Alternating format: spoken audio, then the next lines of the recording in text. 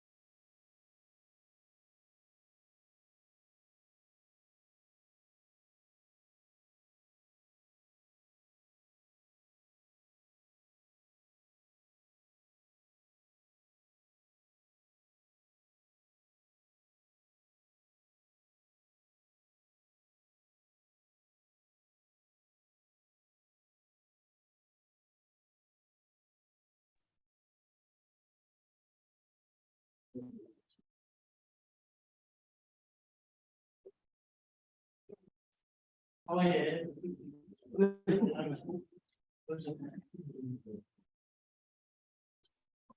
So when you're ready,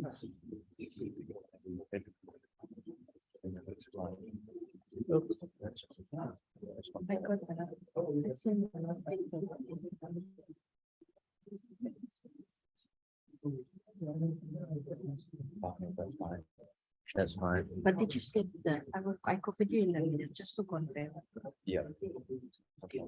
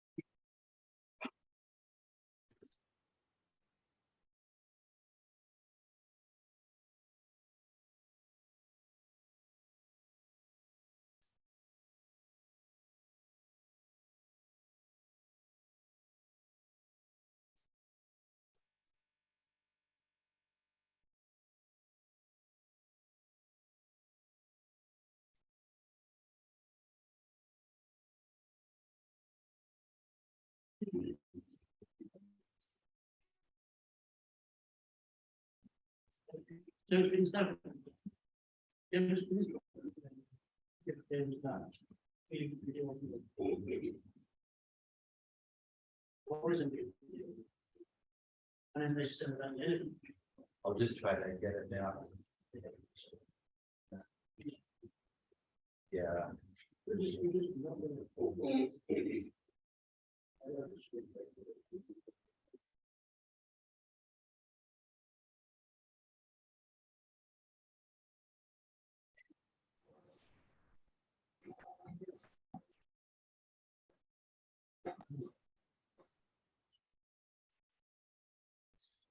Yes. We'll just try to download it.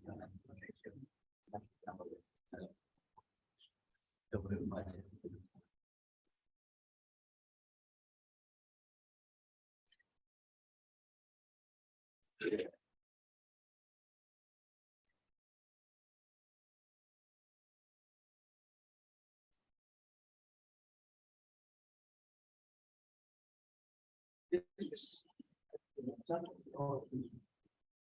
Thank you.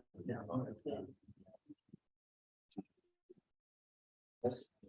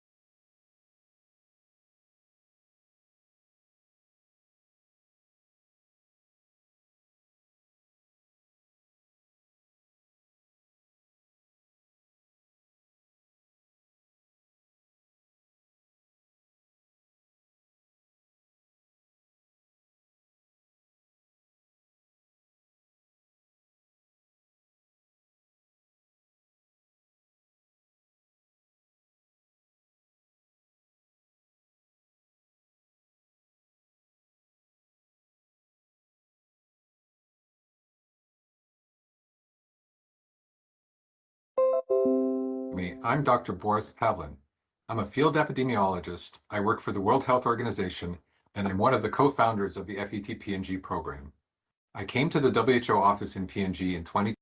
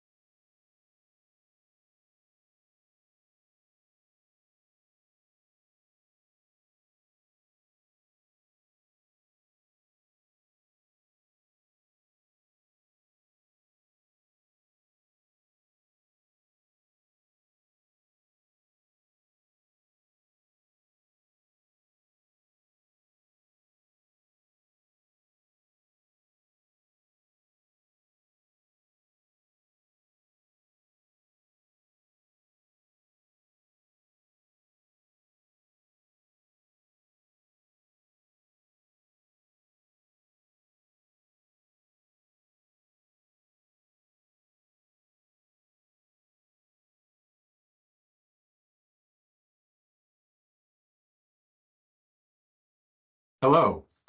For those of you who don't know me, I'm Dr. Boris Pavlin. I'm a field epidemiologist. I work for the World Health Organization, and I'm one of the co-founders of the aFETPNG program.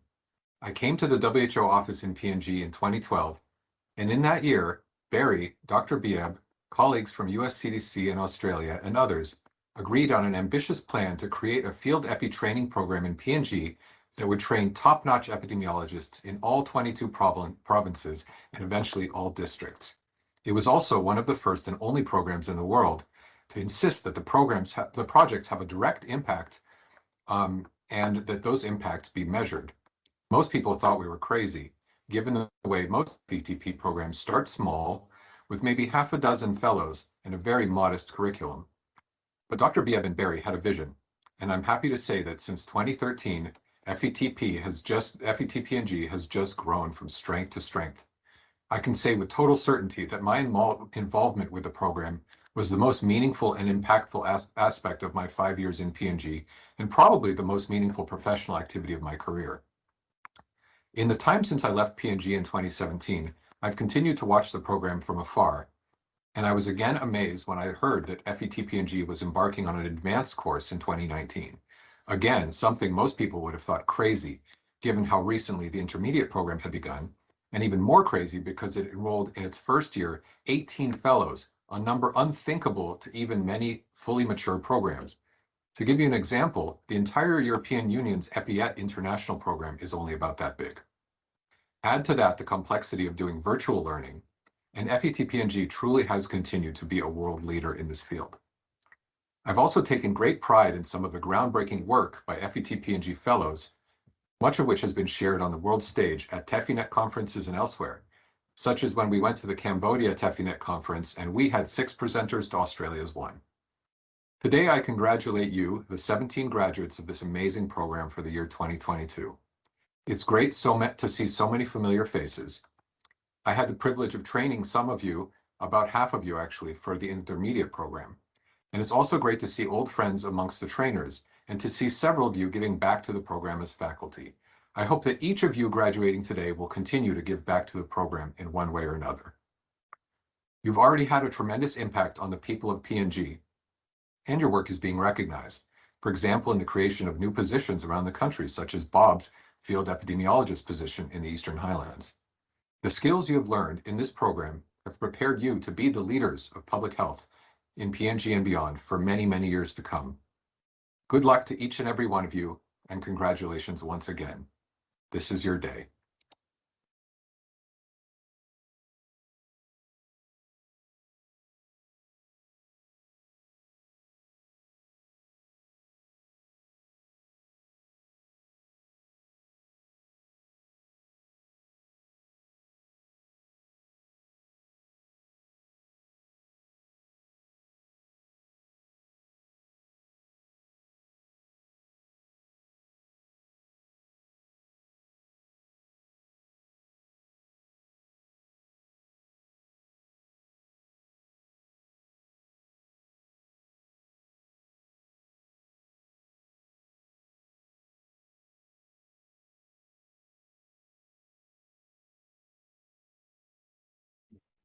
That's from Boris. I don't know what the MC for this money and. Thank you. I'll be the MOC for program today. What the video clip that we've just seen is the highlight. This is the highlight of the aFETPNG program in Papua New Guinea. How it started in 2013 when Dr. Boris was with WHO, Barry, Dr. Pierre. They all worked very hard to ensure that this program actually got started. Today we can actually see aFETPNG growing from strength to strength. So we are here now to witness the advanced aFETPNG program graduates which started in 2018. Because of the COVID-19 situation, the program has continued to be delayed until 2022. Which we are now here to actually see or witness the graduation of the first advanced aFETPNG program in Papua New Guinea. So we will formally start a program. Before we actually start a program, there are important guests who are here. I'd like to acknowledge the presence. We have Deputy Secretary of Public Health, Mr. Ken White, who is here. Thank you for your presence. We also have Dr. Bian, who is here, Executive Manager, Public Health, who has been one of the persons who, like I've said, was vocal in actually starting the aFETPNG program here in Papua New Guinea. So it's good to see his presence here. And we will have WHO representative coming in, but they're not here yet. Dr. Anuk will be here. They continue to provide technical support to a program here in the country. In the room, we also have the representative of the Minister for Health in the Autonomous Region of Bougainville, Paul Samba, who is sitting at the back. They're fully in support of the aFETPNG program here in Papua New Guinea. So, that because of the support, we continue to show the support. That's what I actually here to witness. One of our aFETPNG fellows who is from Bougainville, will be graduating. They're here to actually witness the graduation. And there is a good level of political support for the aFETPNG program here in Papua New Guinea. So we have a lot of hope that there is going to be a good progress in terms of a program in aFETPNG program back in Bougainville.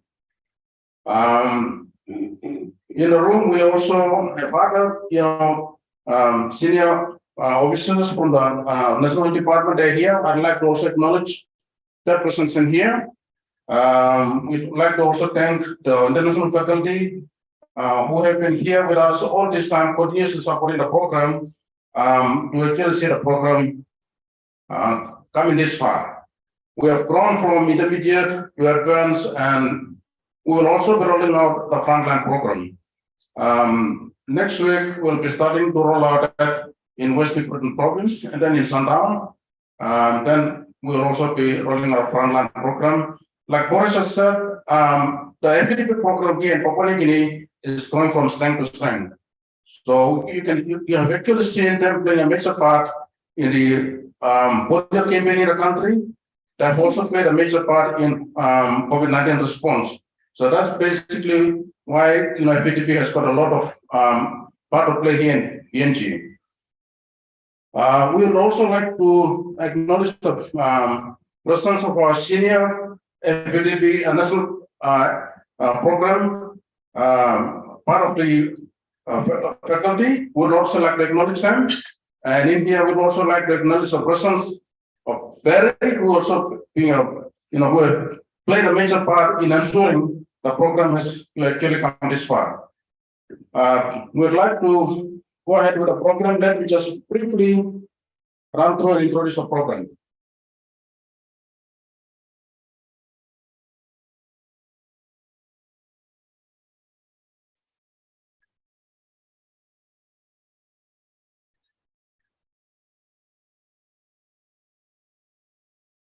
Okay, our program we'll start with opening prayer. We actually forgot to start with opening prayer, but let's start with opening prayer.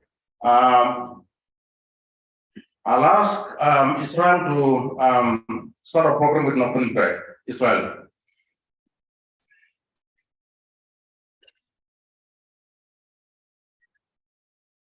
Thank you. Let me pray, but let me say just a minute of something and then pray.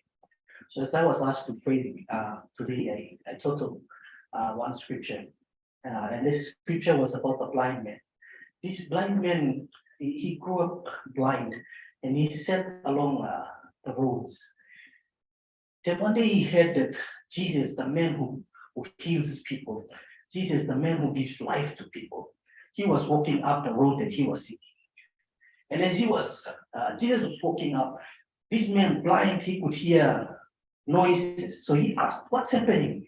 And they told him, the son of David is coming away. And when he heard that, he pressed. He told people, take me to him. But no one wanted to take him to him. So he pressed among the crowd to go to him. And as he went, people were pushing him off. They said, no, don't go to him. He's a busy man. But he pushed his way through. And Jesus, recognizing this man, he said, bring him to me. And Jesus asked him one question. He said, what do you want? And this man said, I want to see.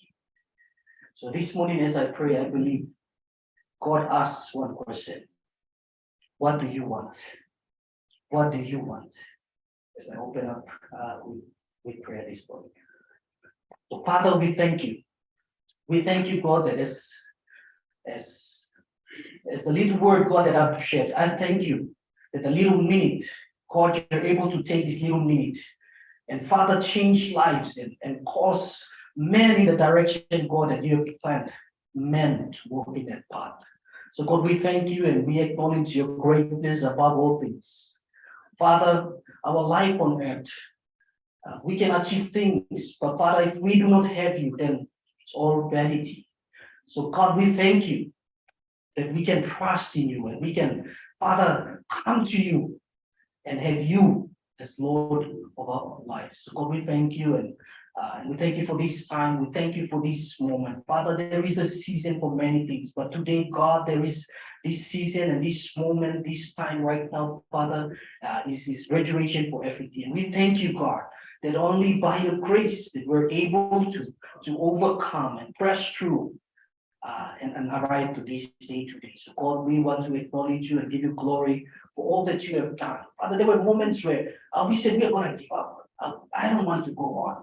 But Lord, you were able to give us the strength to rise and pursue, Father, and overcome. So God, we thank you for the many blessings upon our lives. We thank you from the start to the finish, God, and it is blessed because you, God, is in our midst. And we thank you as we trust you to lead us and guide us and advance us, Father, into the call that you have called us. So God, we thank you as we believe in you. Thank you. Thank you. In Jesus' mighty name we pray. Amen. Thank you, sir, for the opening prayer. Before we actually run through the program, let's just quickly run through this program. So opening prayer, welcome has been done. Introduction and overview of aFETP. And then short 5-minute presence by aFETP fellows. Then we'll have the message from the public health representative. We have second wide, the people are here. Then message from WHO, presentation of graduation certificates, acknowledgement by aFETP graduates, and we'll meet and inaugurate over lunch, and that should kind of bring us to the end of the program. So that's going to be the program. So we've already kind of welcome. We'll just move ahead and ask Barry to come and give you an overview. We come the short video first, and then we come to the overview of the program by Barry.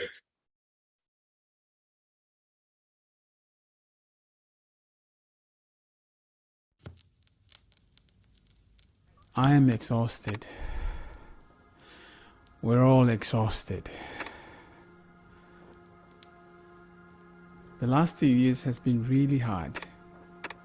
This is what we do. But I don't think I'd ever considered how hard it would be to be in a response mode for so long. We never practiced scenarios where our colleagues were dying and our family and communities were so impacted.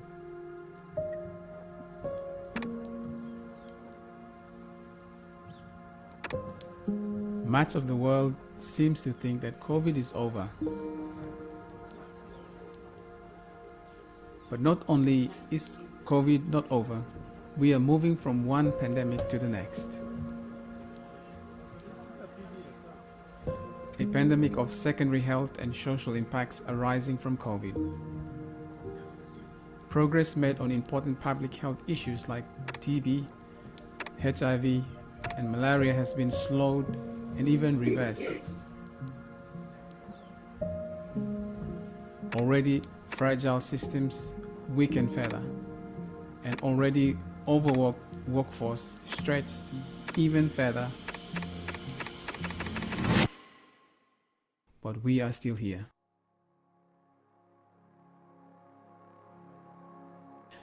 We will continue to press on. Our communities need us now more than ever. We are responding and rebuilding. We are strengthening routine immunization program for our children. We are working to make sure pregnant women have access to the support and services they need. We are making sure our patients have access to frontline care and life-saving medicines. We are preparing the early warning systems to detect disease outbreak and training teams to rapidly respond to them. We are conducting research and analyzing data to guide our decision making. We are training our co-workers and colleagues on preventing and responding to disease threats. We are sharing information and coordinating activities across the human, animal, and environmental sectors. We are building relationships and trust with our community leaders. And of course, we are continuing to respond to the biggest pandemics we've ever experienced and prepare for any others that might be coming. And we have got a lot to do. Thanks to everyone who support us and the work we do.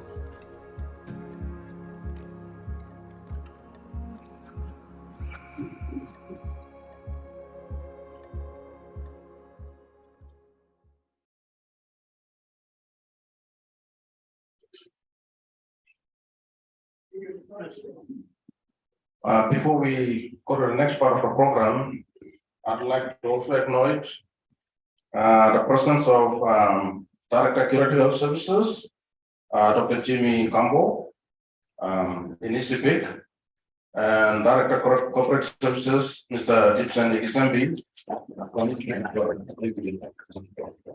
Thank you for your presence.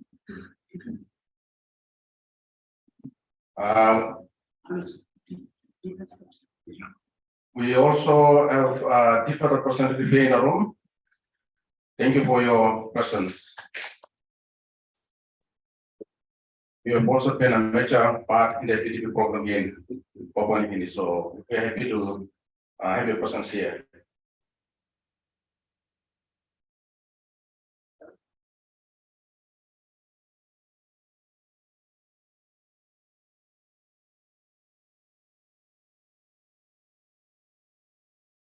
Okay, now we'd like to invite Barry to come forward and give a brief overview of the program here in the country. Thank you, Alice, and thank you for graduates, our friends, aFETPNG faculty members from Australia, and those who are tuning in from around the world. And actually, have some people that are tuning out later. Thanks for our invitees, guests, especially from the provinces. I can see that monitoring evaluation representatives here as well. Thank you for coming. Our good friend, Rachel, thank you for coming in. I think for this presentation, I will just give an overview of what aFETPNG has done and how we have started training and where we are now. So bear with me. Okay. This is the background. We started with the 9-month training program, which is called intermediate.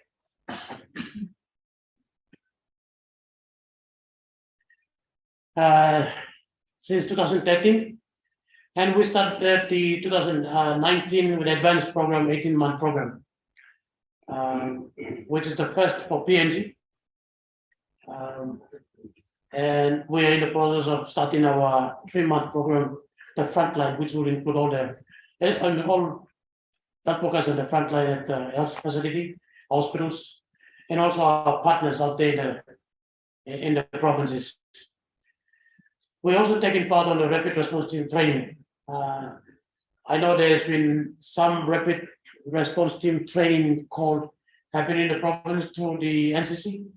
This is quite different. This is a comprehensive RRT training. It's not specific to one disease or one particular situation. We also involved in a leadership training.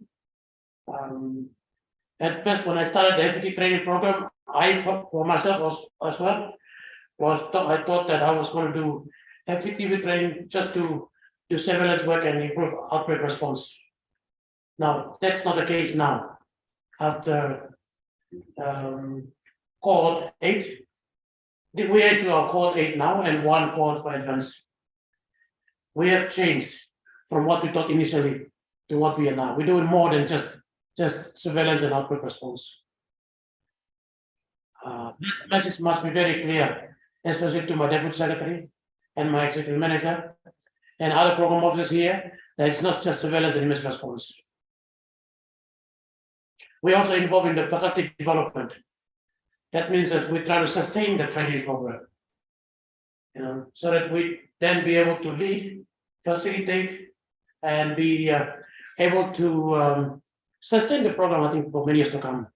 Because this aFETPNG training is not just one-off workshop kind of training. It's a skill-based training program for our workforce out there. We also train them on operational research, very essential part of our officers there. We have high-class, highly named people in the province, like directors and deputy directors and program managers from national level down the line. But do they know evidence? Do they know about having evidence to make a decision, to distribute resources based on evidence? The operational research skills will then be able to help us to determine that. That's why we are teaching people to do operational research, wherever they are. And we are doing also ongoing professional development. So the wheel that you see probably our graduates having at the back is a new vest that we have developed. In particular, with the changes we're building that, so that people can then be able to visualize what we are doing in aFETPNG training program. So it's a list of activities to strengthen public health workforce and strengthen health systems. So there you are, health systems. The department talks about whatever we do is to strengthen the health system. aFETPNG is strengthening the health system. It's not for surveillance and emergency response, where many people in the department think, or many would think in the provincial level. So it's a long-term investment aiming for transnational impact, and it's a global recognition of regional leadership training program. This is the group, the advanced aFETPNG training, the first one in PNG. We started with 80, or 20, or sorry, 30. We lost some on the road and we probably and then end up with 18, and we lost one and we're now down to 17. So the 17 are only here. So the advanced training is it was prioritized workshop. I mean, representation from NDO, WTO, and PHS. It was established priority teams and key operations areas. Comments in 2019 November. The 4 teams each focused on priority team and addressing key areas, and at which you can see on your right hand corner there. That's training post and support for provided for during the COVID was we did visual sessions, we did webinars, we also sent out IEC materials. We also did a swabbing study, vaccination testing study, after which was presented in the medical symposium by Mata. We also did a leadership training through virtual, and we did take part in RRT during the COVID lockdown. So the project, because of the COVID, there was a pause on the training program, and but during the pause we continued to that engagement through virtual training and virtual communication and mentoring. So we started a project in 2021, and the second face-to-face workshop commenced in 2022, and here's the third final one. The second one was in April, and we have the final one now. And this is a new one. We had a policy prepared by fellows. We had our good faculty member and Dr. Gilbert Yawala lead his team with the what do you call this? The vital statistics strategies to come into Waitaki. They were there for 1 week, and this is one additional training skills. And I missed that, but I think according to the participants, they think that they need more in that part, and the faculty will think about how we can be able to do that in 2023. So I think that was a very, very interesting one. Okay, the content of the advanced aFETPNG include the outbreak investigation. It's more advanced, additional to the intermediate 9-month program, and they also take part in surveillance evaluation, field epidemiology methods, operation research again, intervention of the projects, data management, descriptive and analytic data analysis, using data for decision making, Excel and Power, field EPIs, policy development, monitoring evaluation, community engagement. Again, this during the COVID, as well during the training, this is very, very important area in terms of our business of response to outbreaks and disaster management, risk communication, leadership skills, and more. In terms, this happened at Waitaki. Policy development is data to policy. We've done data collection, analysis, we've done operation research, we've come up with outcomes and also the recommendations. It must link with the policies. If we don't have the policies, this will help us to maybe develop new policies. So as I said, it's a new area we have touched, and we want to make sure that we continue to develop in that area for our fellows.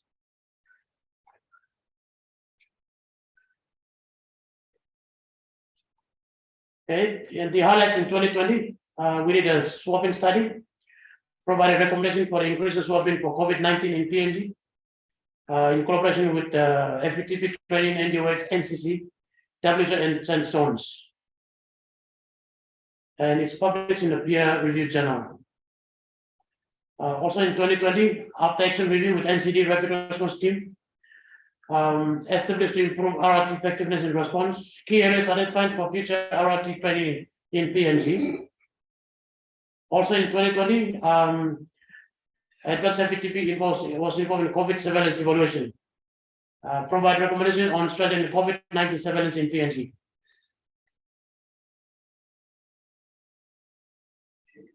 In 2021, we did a vaccine escalation study, demonstrated healthcare workers are the most trusted source of information for public health.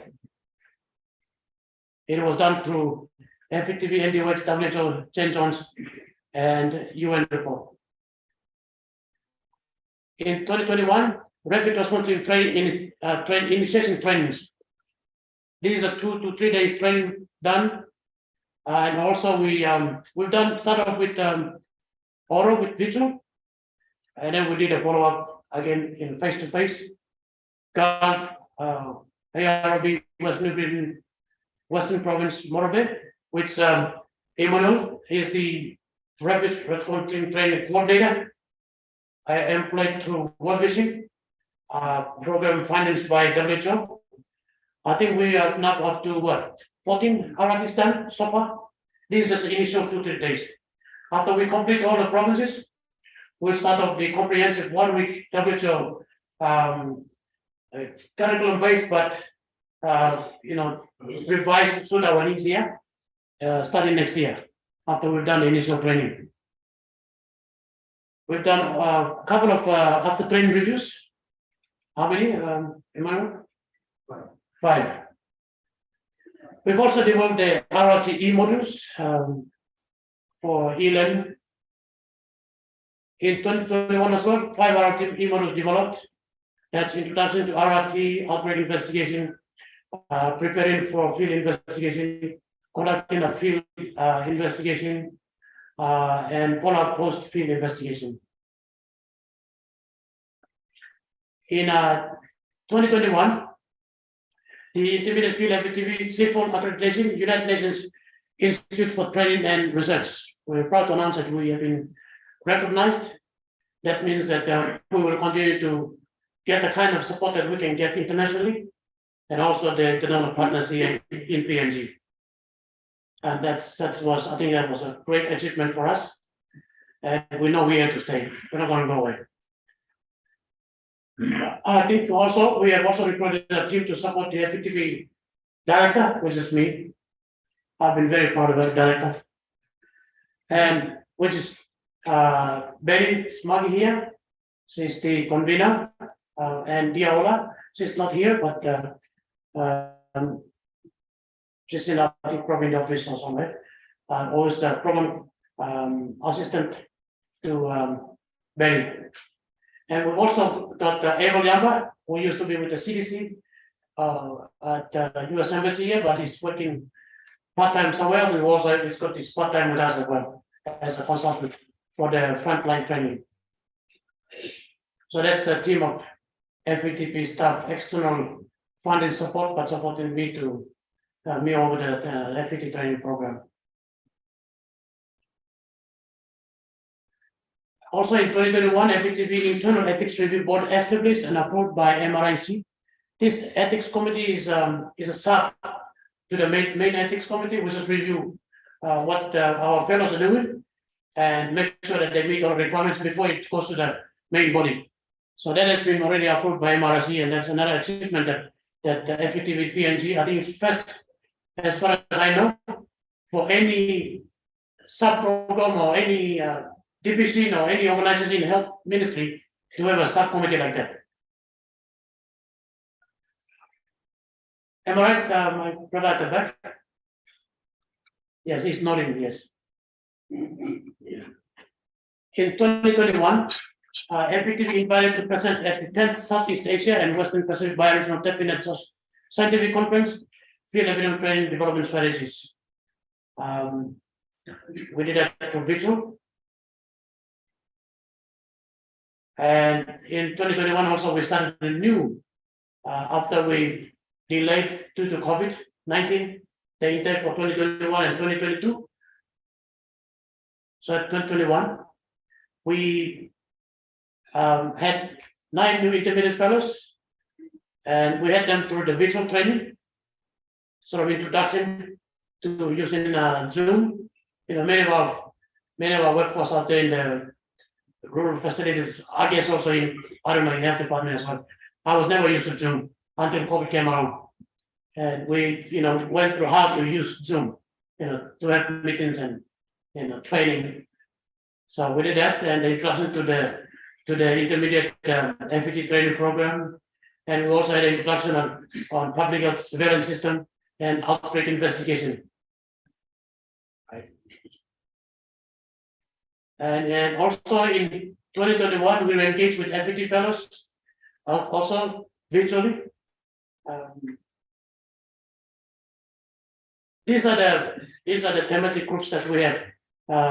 The advanced FETV group. So we have a group that has taken the project on health system training. We have a group that has taken the project on maternal and reproductive health, vaccine preventable disease, and communicable disease, including COVID-19. So we have 4 thematic groups in these advanced training programs. And 2021 professional development. Betsiba has attended the World Health Organization infodemic course. Gilbert, when he was with us, also attended the Thailand FET mentorship training. Abel Yambra and Alice Pavilion, One Health Interactive course at the Human Environment and Wildlife Livestock interface for the Pacific. And we had also senior and junior faculty transnational leadership program. And I think this is again another very, very interesting training program where we have an epidemiologist, I guess, a doctor, turned out to be a trainer, training health workers to become trainers, to train other health workers. And FETV is probably looking at how to best utilize that person again, not only for FETV, but also program managers in the department and as well as in the provinces.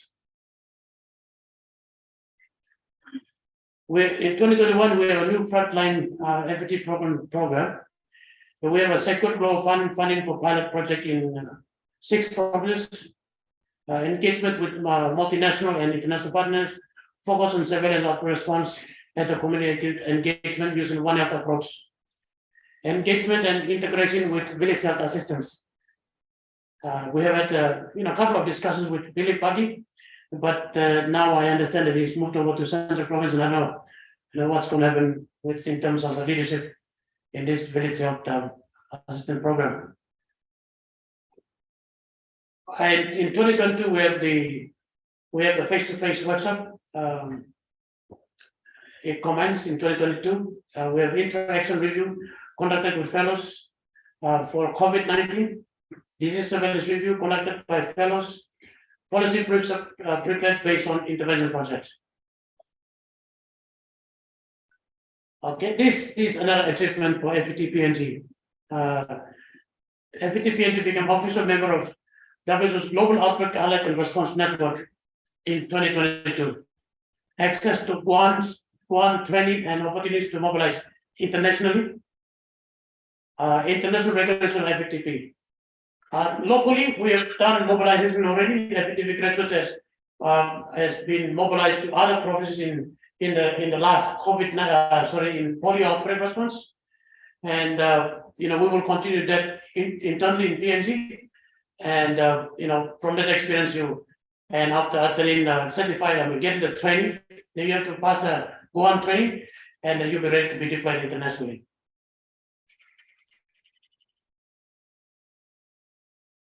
We've just attended the TEFINET Global Conference in Panama, 7 representatives, studies partners, meeting with Vanuatu, and we met our friends from Vanuatu and Timor-Leste in Panama.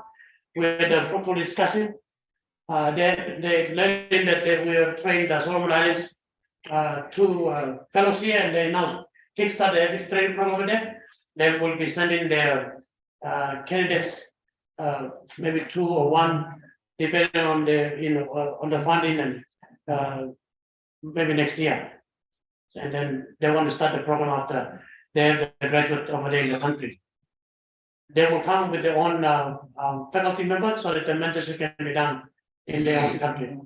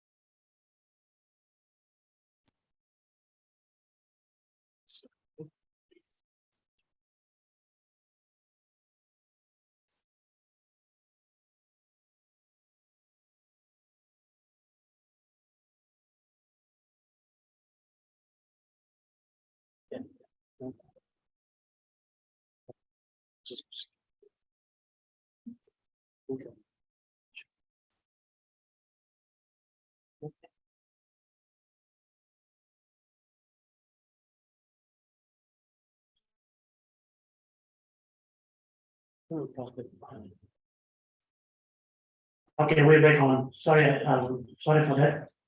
The power was not connected. Okay, thank you for being patient. So I continue my presentation in 2022, in intermediate FETP and also frontline.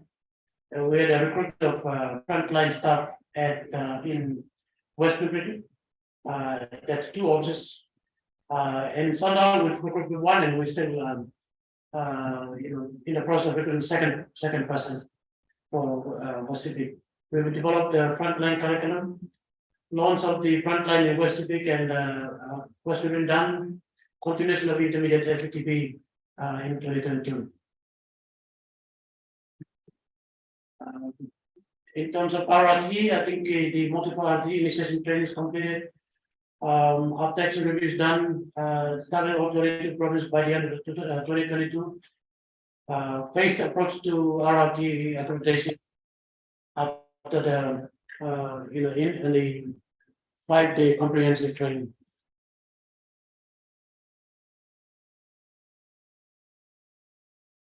I think this is critical because it's part of the what do you call the build our capacity in terms of getting people on board for a one. Where we see people who are good leaders in the RRT, we can even potentially help them to be part of the one training. Okay, looking ahead in 2023, we're going to continue the intermediate training. That's cohort 9. We started late in 2022, so we're going to graduate them sometimes in March next year, and we start our 10th cohort in April.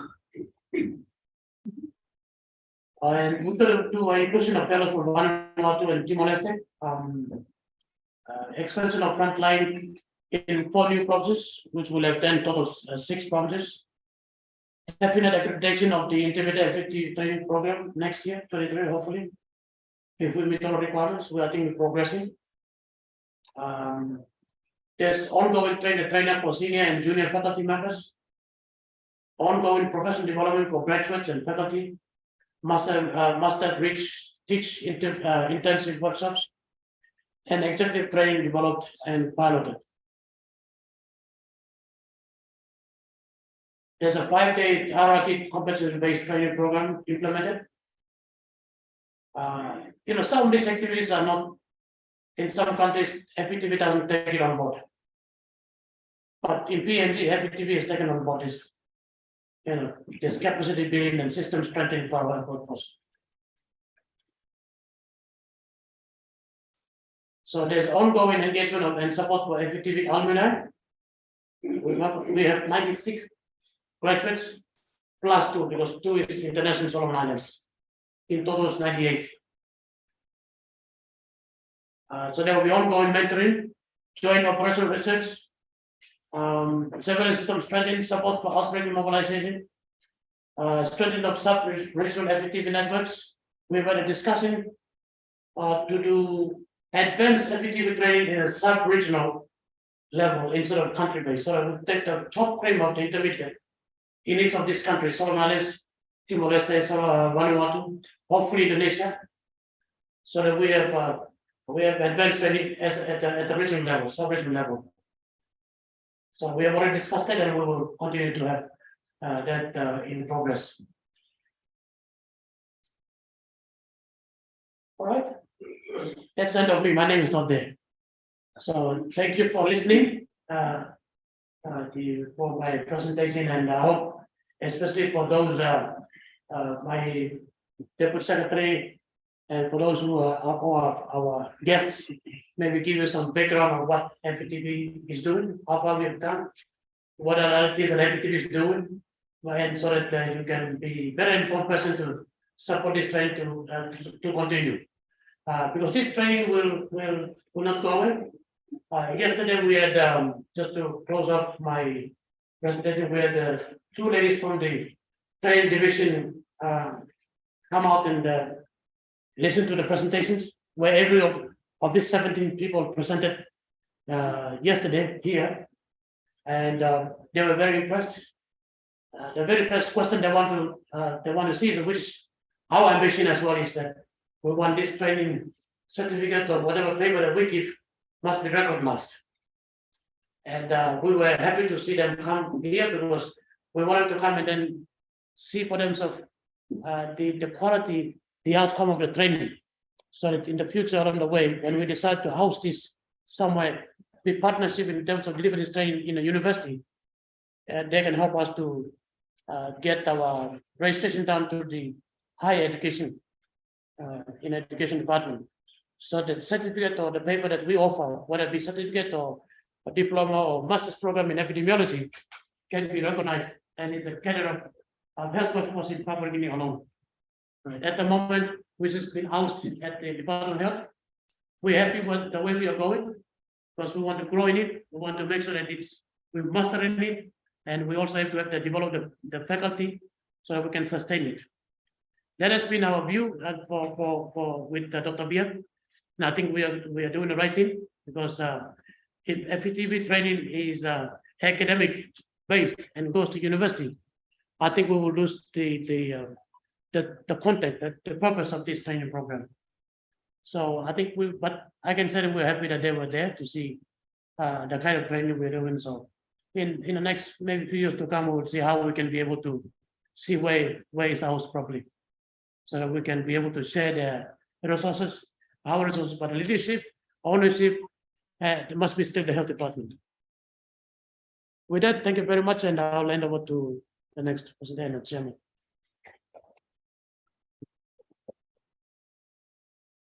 Thank you. Thank you, Barry. This is the overview of the aFETPNG program here.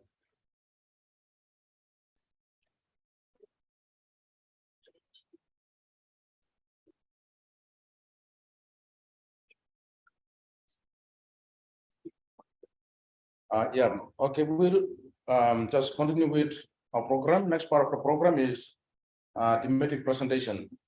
Our 7 advanced aFETPNG fellows have done 5 thematic areas. Before I invite them to actually do the presentation, I'd like to acknowledge the Australian team who are also remotely listening into this graduation. So I'd like to acknowledge Dr. David Tam, who is also listening, and field epidemiology in action, trainers and members who are also listening out there. So I'd like to acknowledge their presence as well. Now we will go straight to the 5 thematic presentations. We had the presentations yesterday, and we cannot have everybody, do the presentation here. So we decided to actually ask 5 fellows on behalf of the graduates who are here, as well as the faculty. Would like to invite them to actually come and present on the 5 thematic areas. The first one to actually come and do the presentation is Rosalind Cardona from the Executive Director of Public Health from the Autonomous Region of Bougainville. We'd like to invite Rosalind Cardona to come forward.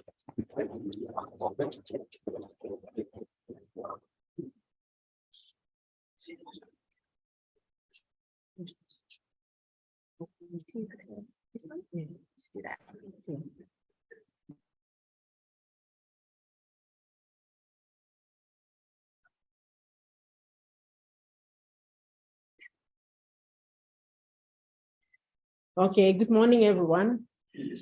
I will be presenting on the project which I implemented back in my province. And the title was to assess the benefits of supervision, monitoring, and feedback to improve immunization coverage in Buka District, North Bougainville, from May to August 2022. That is my background. All of us know that the health systems in PNG are fragile, and the efforts to improve these systems are still challenging. We have the rural health facilities, they have poor access due to some factors like bad road condition and challenging terrain that is in PNG.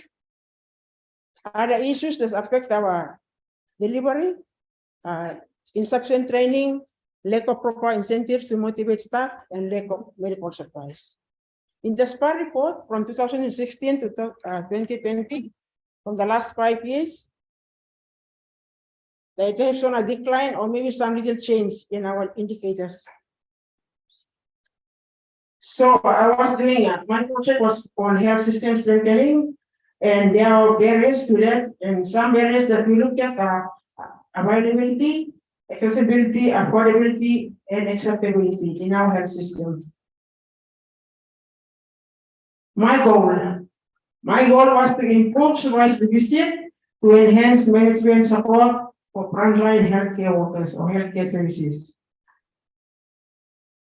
This is the method that I used for my study. It was cross-sectional, observational, and descriptive. My study location was Bukan District or Govandir. The participants, we have 5 health centers, but I was only looking at 2 health facilities. That's Hang-Han and Dewan. The sampling method was non-probability and capacity sampling.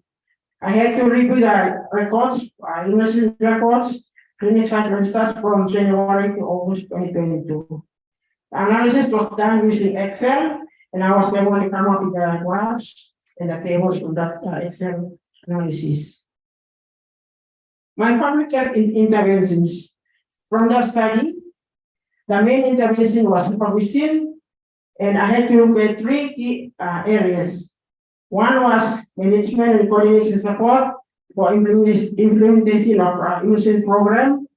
The second one was regular monitoring of the program and regular feedback to the 2 facilities. The time frame was from May to August 2022. My first intervention, I was able to assist the staff to plan for clinics and access funding, organize the clinics to be conducted at the airport. We have 4, 2 in each health facility. When they were not able to go out for the clinics, they gave these vaccines to the health staff, and they were able to do that at the airport level. Encourage the use of clinical registers to register all children under 1 year, and to monitor vaccine stocks and ensure that they were available. That was the first intervention. Also this conduct 2 on-the-job training for the health staff. The training was to teach them how to calculate the underworld target population, to monitor the program using the chart, and to encourage the vaccine management, to encourage them to use PHCP PHBs to mobilize the community. Second intervention, regular monitoring of the program. From that training, the staff were able to calculate their coverage, use the monitoring chart to monitor the program coverage, and they were encouraged to implement the program. Third intervention, regular feedback on the coverage. You know, our health workers, they submit a lot of data, but they don't know how to, calculate the coverage and give feedback to know that the program whether is working well, whether they are achieving their targets or not. So they were able to do that. Feedback reports were given through the phone every 2 weeks, and then monthly, whilst doing the visit, I was able to also give them the feedback. And also look at some of the clinic sites where they can do mop-up if the coverage was low.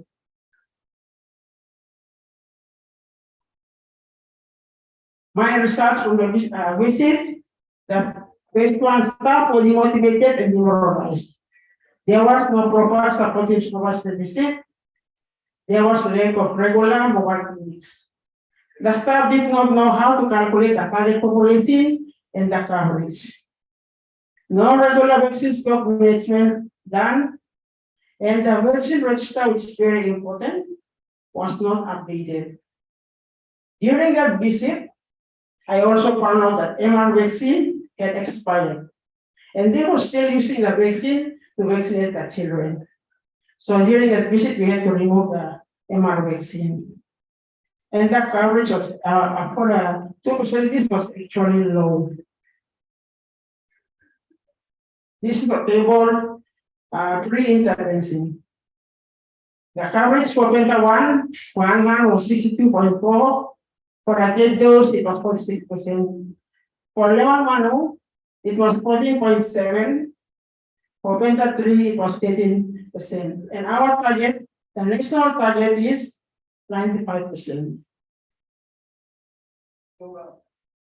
My intervention results. I was able to conduct 6 focus visits, give a feedback to them, 10 feedback given, program monitoring 10, and the trainings, I did 2 trainings. This is a graph showing my intervention. That was, I went in May, and as you can see from the graph, the 2 graphs, there was an increase. There was an increase in the coverage. Why was that? Why was there an increase? I see that effective and supportive supervision is very important. So sometimes we just go the way before, and then we forget about this people. We don't want to visit them. We don't see what they are doing. We don't give them feedback so that they're able to monitor their program. So I believe from this study, effective supervision, supportive supervision is very important. And it has had an impact on the coverage. Regular supportive supervision and program monitoring had a great impact on the university program. The study also showed that program management, monitoring, and giving feedback to healthcare workers can really motivate them. And they will give you the result that you want for your program. And there were some issues that we needed to sort out once during the visit. So sometimes they have issues, but there is no one there to help them. So during the visit, we were able to sort out these issues. These are the benefits and outcomes of effective supervision. So showing that it is IM3. One is it supports professional practice and reflection. The second one is it supports continued personal development and also this better patient or program outcome. It improves the work environment, the culture, and also it improves our well-being. My limitations, we were only given 3 months for the intervention, so it was, I only selected 2%, and this was going to be representative of the true state of our program. This was a non-probability study with requested sampling, and the chances of introducing bias is high. I was not able to use the other studies that designs and sampling method because of time limitation. My recommendations. The first one is regular supportive supervision and monitoring the program is mandatory and will be continued in the other facilities. Training of healthcare workers is also considered a high priority to improve staff knowledge. Establish and strengthen the use of API monitoring tools like track, effective program implementation, and roll out the visit in the other 3 facilities in Boca. My next step for action. Present the results to the Ministry of Health and the district staff. Consult with the stakeholders on my policy brief to address the problem. Carry out further studies to improve the health system strengthening to enhance program performance. I would like to acknowledge these people who have really helped me with this project. And as you can see, that's photo of the volunteer health community program village health volunteers. Thank you.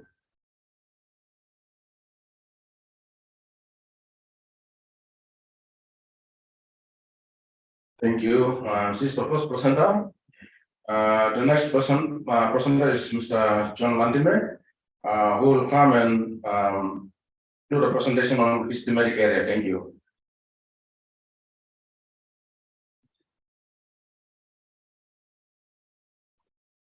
Thank you, Alish. Good day to you all.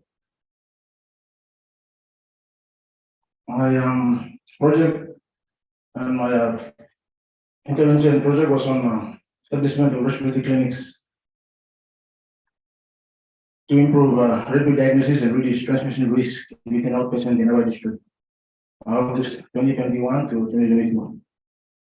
So these are the respiratory clinics that I embarked on during the COVID-19 pandemic. It's really challenging. And this was the COVID-19 funds that were given to the district. I used that money to try creating that to address the issue of COVID-19 and infection control. So as we know, respiratory disease can be highly infectious, and transmission of infection between patients and staff with overcrowded outpatient department is a major concern. So diseases like ILI, influenza, TB, and pneumonia are still a problem in the district. In 2021, I did operational research and found that 80% of the attendants were coming with cough. And they were lining up in the outpatients, and the transmission was very high. So I created a clinic to divert them from the health center, and keep them screen them in a place that is suitable for them. So COVID has highlighted the importance of separating patients presenting with respiratory symptoms from other presenting for care and treatment. So my goal was to establish 4 respiratory clinics adjacent to the health centers to divert cough patients away and to improve infection prevention and control, reduce transmission and improve diagnosis of respiratory infection. So the picture on the right is one health center respiratory clinics, and there's a little makeshift waiting area. On the other side is Bua. It's in the coast of Nawa district. That's the waiting area. That's the old respiratory clinic. So the study was the intervention was done in Torowa Health Center, that is in Ewa, Bua Health Center, that is in Labuta, the coast, it's Situ, that's out of Lake City, and Buana, the headquarters of the district. So all patients presented to the respiratory clinics were monitored over time to assess demand and accessibility by the community. Symptoms, testing, and diagnosis of patients actually the respiratory clinic were recorded and reviewed. And IPC practice of staff in respiratory clinic were observed. So data from respiratory clinic registered were captured in Excel line list. And I also did observations and notes on IPC use by the staff. Outcomes measured, number of patients attending the new built respiratory clinics over time, symptoms of patients presenting to respiratory clinics over time, observation of staff effectively applying IPC measures at the respiratory clinics, number of specimens taken from respiratory patients for laboratory investigations, and number of tested positive via COVID or TB. So these are graphs showing the attendance of respiratory clinics. So we have a high attendance. So you can see that's according to sex, that's male and female. And then we have a high number from April to May. Then June we have the election. So kind of people were busy in their villages with the candidates and so forth. The graph there shows the sex. There's equal number of male and female attending the clinics. And on the other side, other graph is the age category. We have a high number of children because the parents are brought into the health center, into the clinic. But collectively, you can see there's a big number of adolescents and teenagers. So there's increase in patient presenting from mid-May to mid-June. Patients presenting to the clinic, decline in July, as I've mentioned, of the election. The even number of men and women accessing the clinic over time. An increased number of children were seen to be taken to the clinic by their parents. However, collectively, there is a high number of attendees that are teenagers and active mobile population. So this is patient presenting to rescue clinics with cough. So you have the cough on the red, the green are other symptoms. Patient with cough presented to rescue clinic instead of health center are likely to reduce cough burden and improve infection control. However, a large number of non-cough patients did visit the respiratory clinics. When they come, there's an outpatient there, and then there's the respiratory clinic.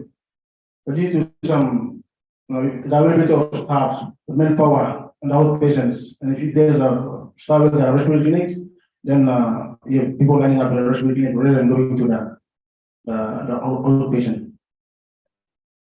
Specifically, without cough, their predominant symptoms were fever, headaches, skin sores, and general headaches that seen.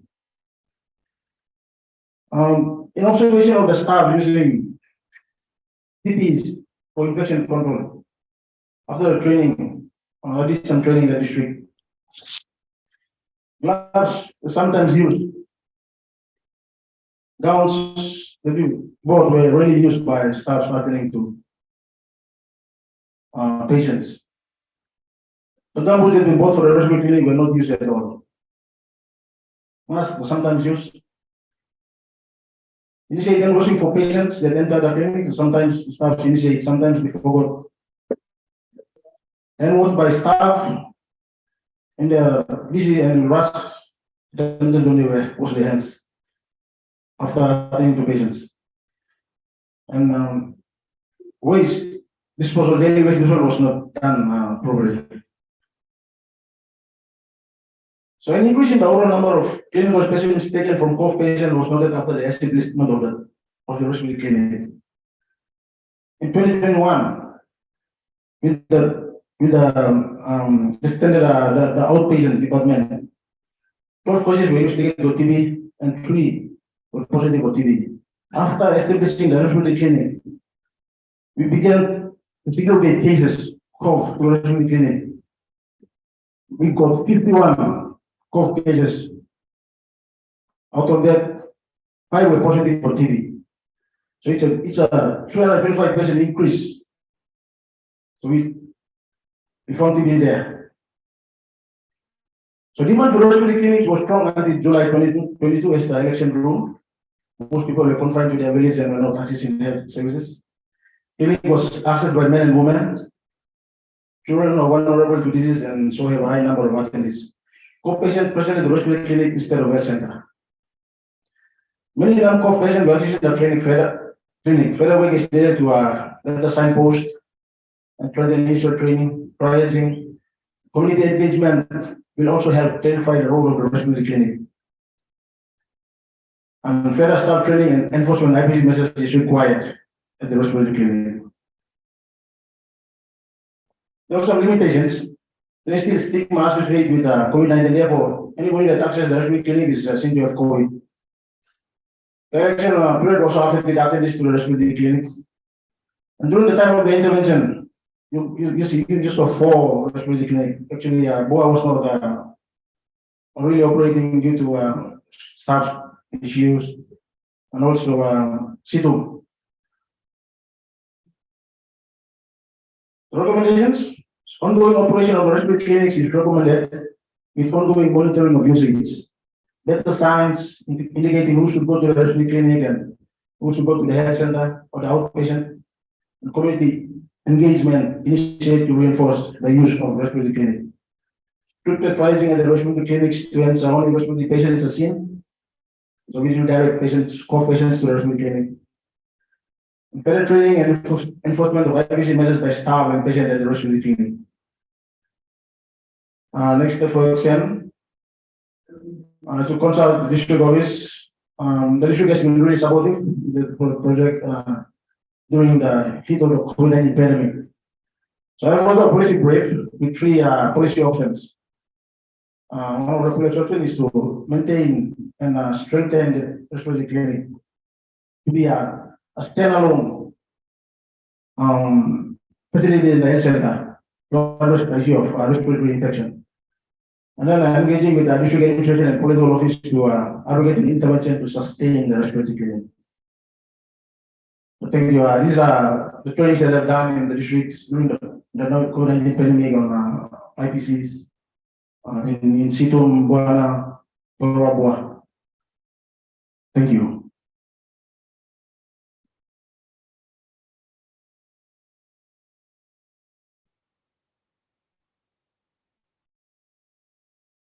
Thank you, John.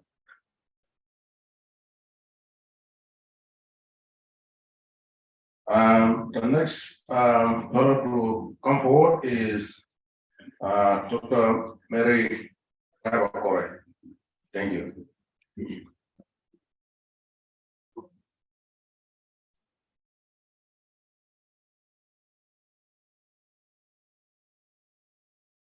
Good morning, everyone. My intervention study was based on evaluating the use of the COVID-19 data collection app amongst healthcare workers in NCD.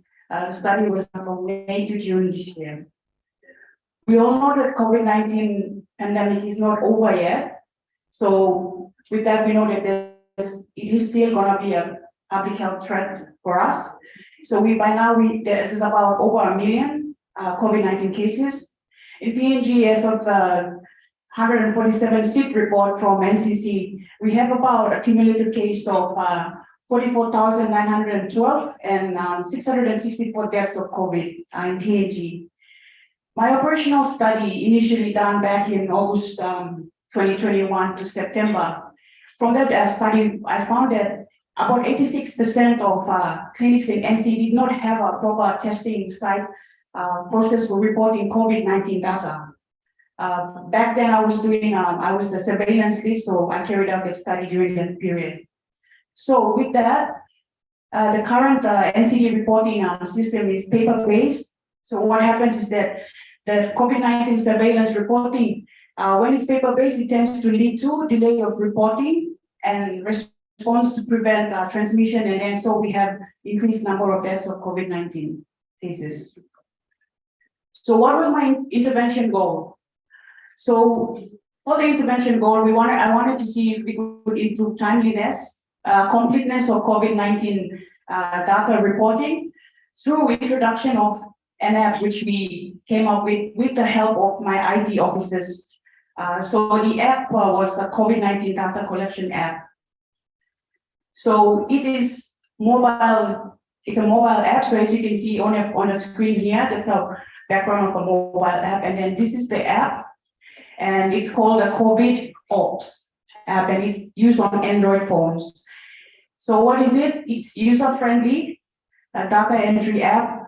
It allows all clusters to enter data. It has its security features. It has a unique password, username, and the compatibility and requirements. It can be used only on Android version 5 phones and tablets.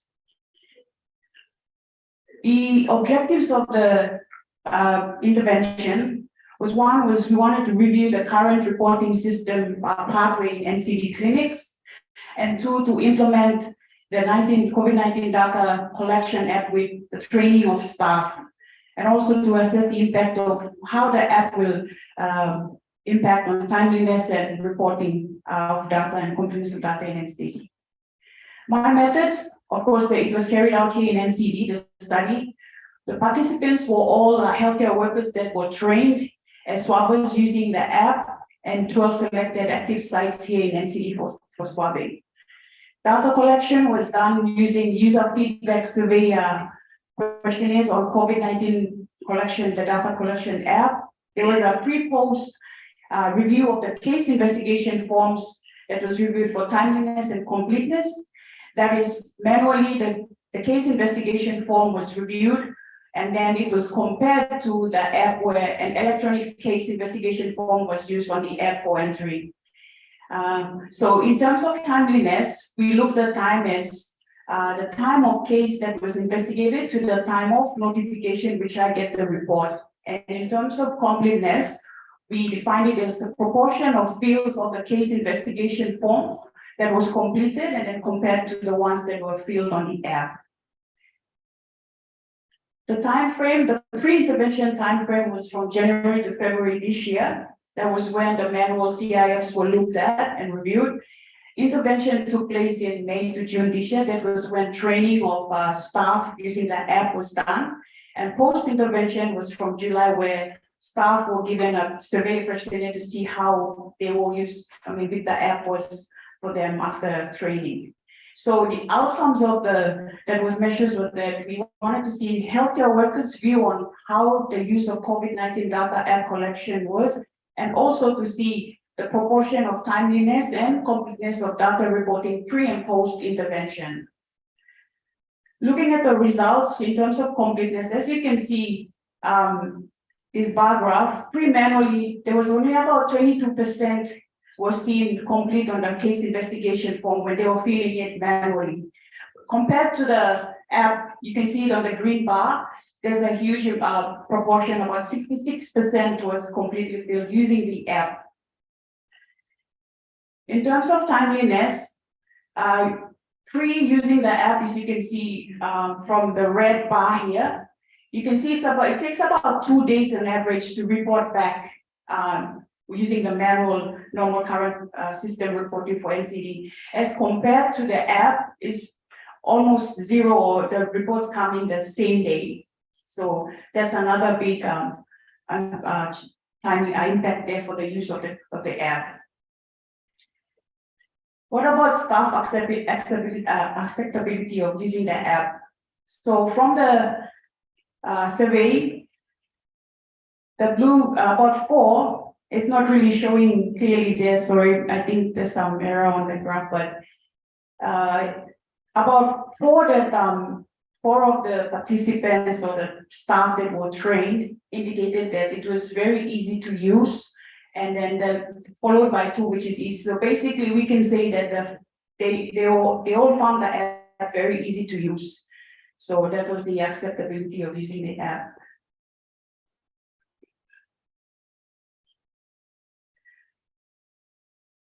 Of course, there were challenges using the app, and the commonest challenge that was faced by the staff during the training was that they were having issues with phone credits, data for connectivity, and also where there's a number of cases that were long on the line for swabbing that they said that time was an issue, but mostly they were referring to data and phone credits for internet support there. So the introduction of the COVID-19 app indicated improvement of reporting COVID data with time and with completeness of data. So this platform of reporting is effective to control any future outbreaks, and as reports can come in timely for timely response. Although there were challenges faced using the app, the end users or the staff found it easy to use. The limitations of this study was that it was a small size sample, which is 12, but which does not represent all the end users of the app. And also looking at the time of the post-intervention, it was short, it was just a month. So then the long-term acceptability of the app could not be determined. So my recommendations, implementations of the app should occur as soon as possible to ensure maximum readiness for future COVID waves. There's option to explore the use of the electronic app to improve surveillance in also other public health conditions. And maybe an option is we could look further to integrate this with the eNHIS system. And for my province, I would advocate for funding to implement sustain the rollout of this app in the province. We could look at implementing in our public health budget annual plan. And of course, we did come up with a policy brief, and my policy brief was given on the table there, as you can see and have a look through. And I will take that back to present to our NCD SCM and partners. So my acknowledgement for the IT officer who was who had the brains behind this, but was able to put this app together for me to roll out. And of course, to our mentors and Barry and your team, faculty members, partners, World Vision for actually funding this project for me and my colleagues. Thank you.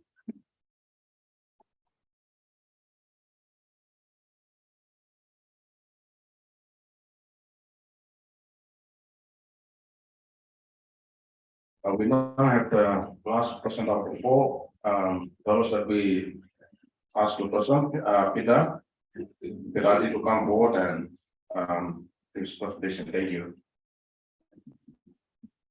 Thank you. Good morning, everyone.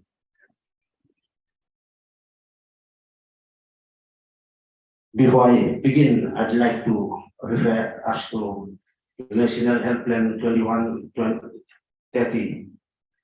So the National Health Plan, the vision of the National Health Plan states that we leave no one behind. And in saying that, we need the communities, government, and partners to work together to bring well-being, health and well-being to everyone. Immunization is one of the greatest investment that have been for health, and to date, many children are unable to access routine vaccinations. The title of this study is improving immunization coverage in underperforming health facilities, and the result of an intervention project in Namanai district, New Island province in 22. We have a bit of introduction here. Effective routine immunization is vital to protect individuals and communities from vaccine-preventable diseases. It aims to reduce child mortality and to set countries to reach global elimination targets of vaccine-preventable diseases. Low immunization coverage increases the probabilities of outbreaks. And for the last 10 years, the immunization coverage has slowly gone down. And in 2014, we experienced a measles outbreak in PNG. We recorded 2,150 cases in 21 out of 22 provinces. Immunization services are delivered through static clinics, mobile and outreach clinics. We have some background information. Global vaccine coverage dropped from 86% in 2019 to 81% in 2021. And in 2019, PNG's coverage for measles for the first dose and pentavalent for the third dose was 34% and 42% respectively. So mobile and outreach clinics can be increased, can increase vaccination uptake, and children in rural areas are less likely to receive all vaccines than children in urban areas. It's 33% versus 49%. It's an indication of poor access and utilization. Increase in immunization coverage also increases with mothers' level of education and household wealth. During my study in 2019 to 2021, some of the key findings from the study include 47% of health facilities in the district were not conducting mobile and outreach clinics to remote and hard to reach areas. There was a major breakdown in cold chain system. 55% of the health facilities so it didn't have a vaccine freeze. And in addition, the low staffing levels and lack of knowledge of new vaccines and vaccine schedules was also evident. The intervention goals to support mobile and outreach clinics to improve health workers' knowledge on vaccine preventable diseases and the expanded program on immunization. And third one is to improve cold chain and logistics.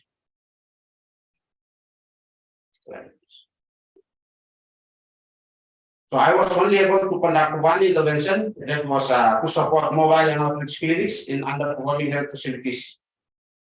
I also advocated for the improvement on cold chain and logistics in the district. And we were fortunate to have UNICEF install all solar bridges in all the health facilities in the district.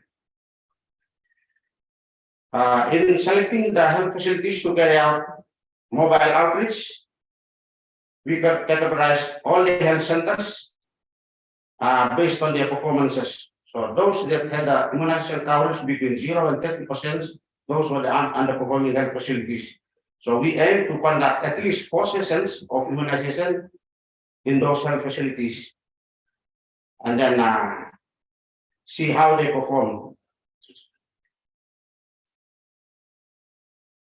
To evaluate this study, we used a comparative analysis of measles vaccine given at 6 months and pentavalent third dose before and after interventions. Study location was at number 9. The study settings, 5 health facilities that did not perform very well. Bawase, Pupuk Health Center, Lamasa, Silur, and Tanga Health Center in number 9 district. All data that were collected were analyzed on Microsoft Excel.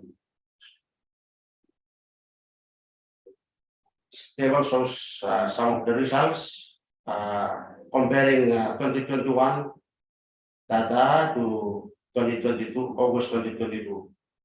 So we can see there was an increase in there was a change in vaccine coverage from December 2021 to August 2022.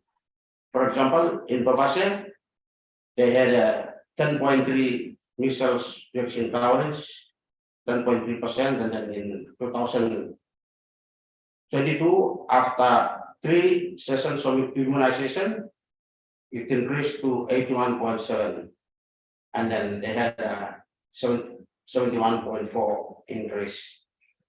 Lamasa, you can see they had 0 all the way. They had only 1 vaccination session, and this data is here to be aggregated and generated through health information system. There's another table here. This is for pentavalent vaccine coverage, third dose for the 5 health facilities. We had a decrease in 2 health facilities. There's Pupuk and Silur.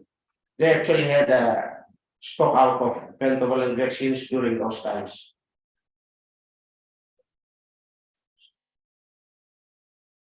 Discussion. The results of the intervention show that mobile outreach clinics can improve immunization coverage with an improved cold chain system. However, interruption to vaccine and vaccine supplies affect vaccination delivery at the health facilities. Immunization mobile outreach sessions, when combined with other health interventions such as nutrition, dental, and school health programs, will be cost-effective.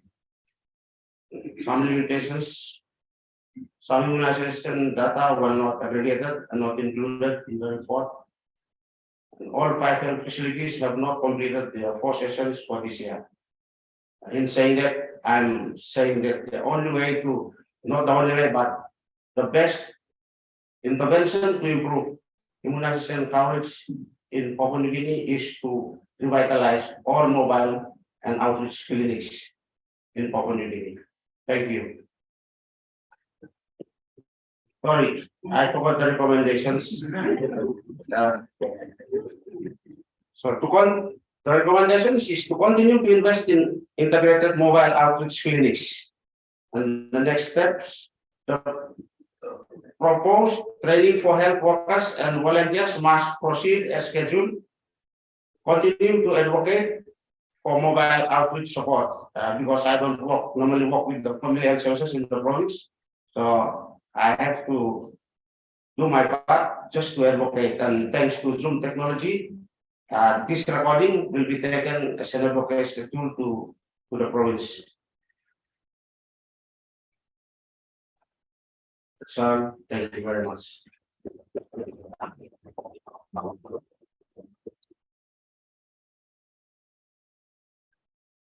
Thank you. Okay, this now brings to all the presentations of fellows for the advanced training. We shall proceed to the next part of the program. The first is going to be keynote address. We have Dr. Pierre, who is sitting here. We have the privilege to invite him to come and give us the keynote address. And later he can invite the deputy secretary to come and say something publicly.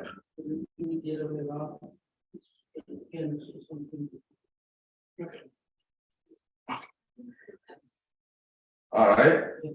Okay, we'll ask Mr. Ken White, Deputy Secretary of Public Health, to come and give the keynote address and then invite Dr. Pierre to say something. Thank you.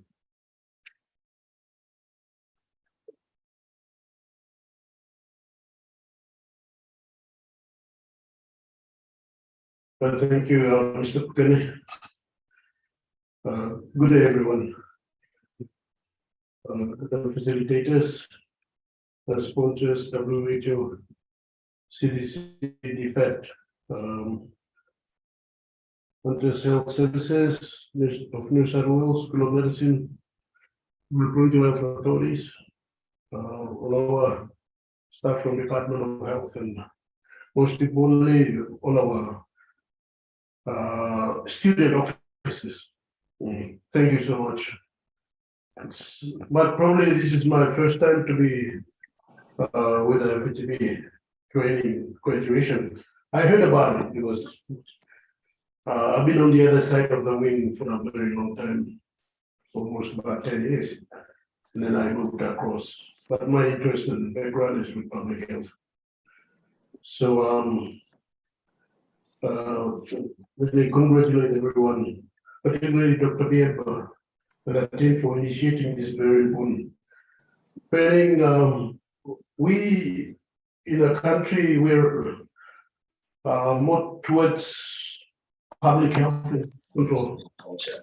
Much of our We just want to really talk about what's programs are related to refer us to send it. Right? So, and I'm glad I linked online as well, because she actually it's more to do with had a hand in developing that document. So, Mike still on. Hi, Elliot. No, we haven't actually formally started. We're just having a bit of a chat. So, thanks. Hi, David. I see you're also online, and hi, Rebecca. Yeah, hi, Donovan. Hi, everybody.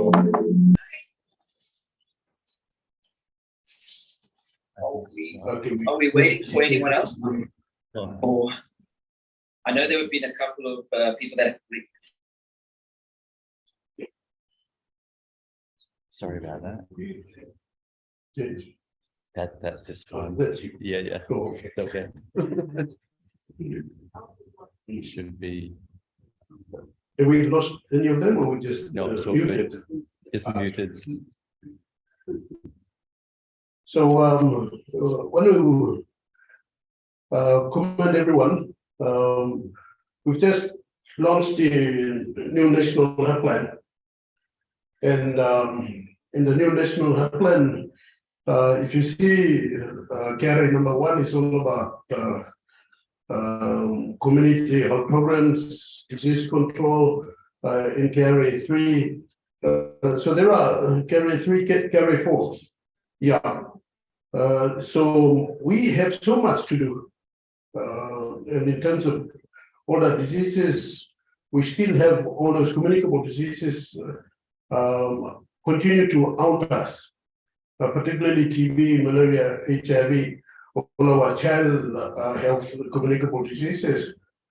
And we need to know why we continue to control these diseases instead of eliminating them.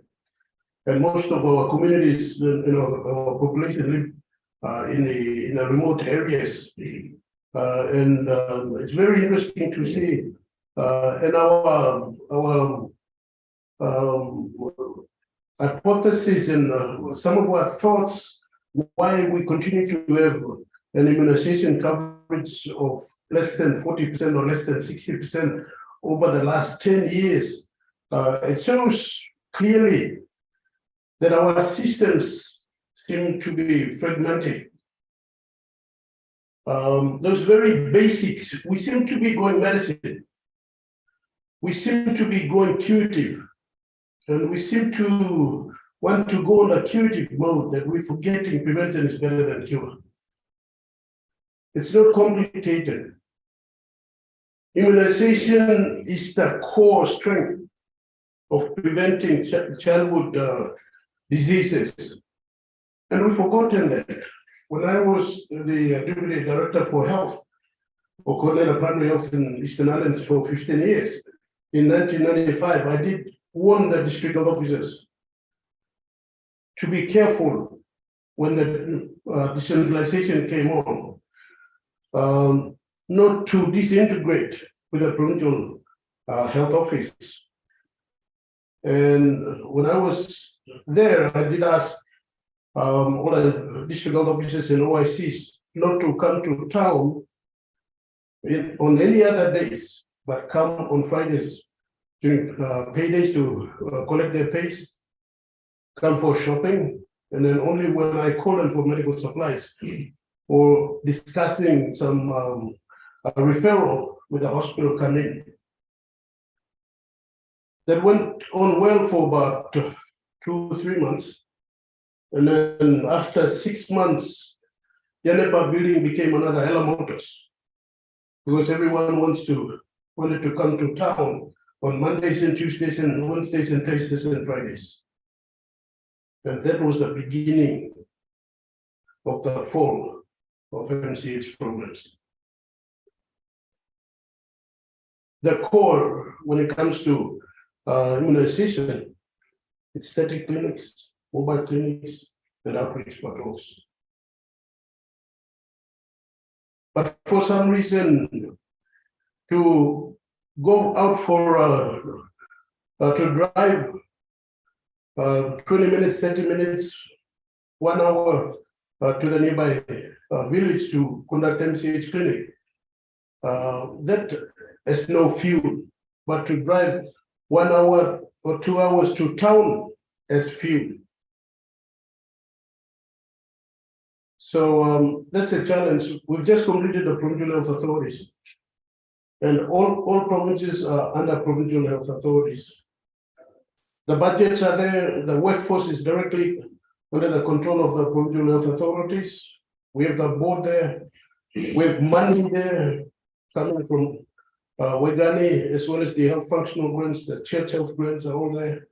We have the M&E program running.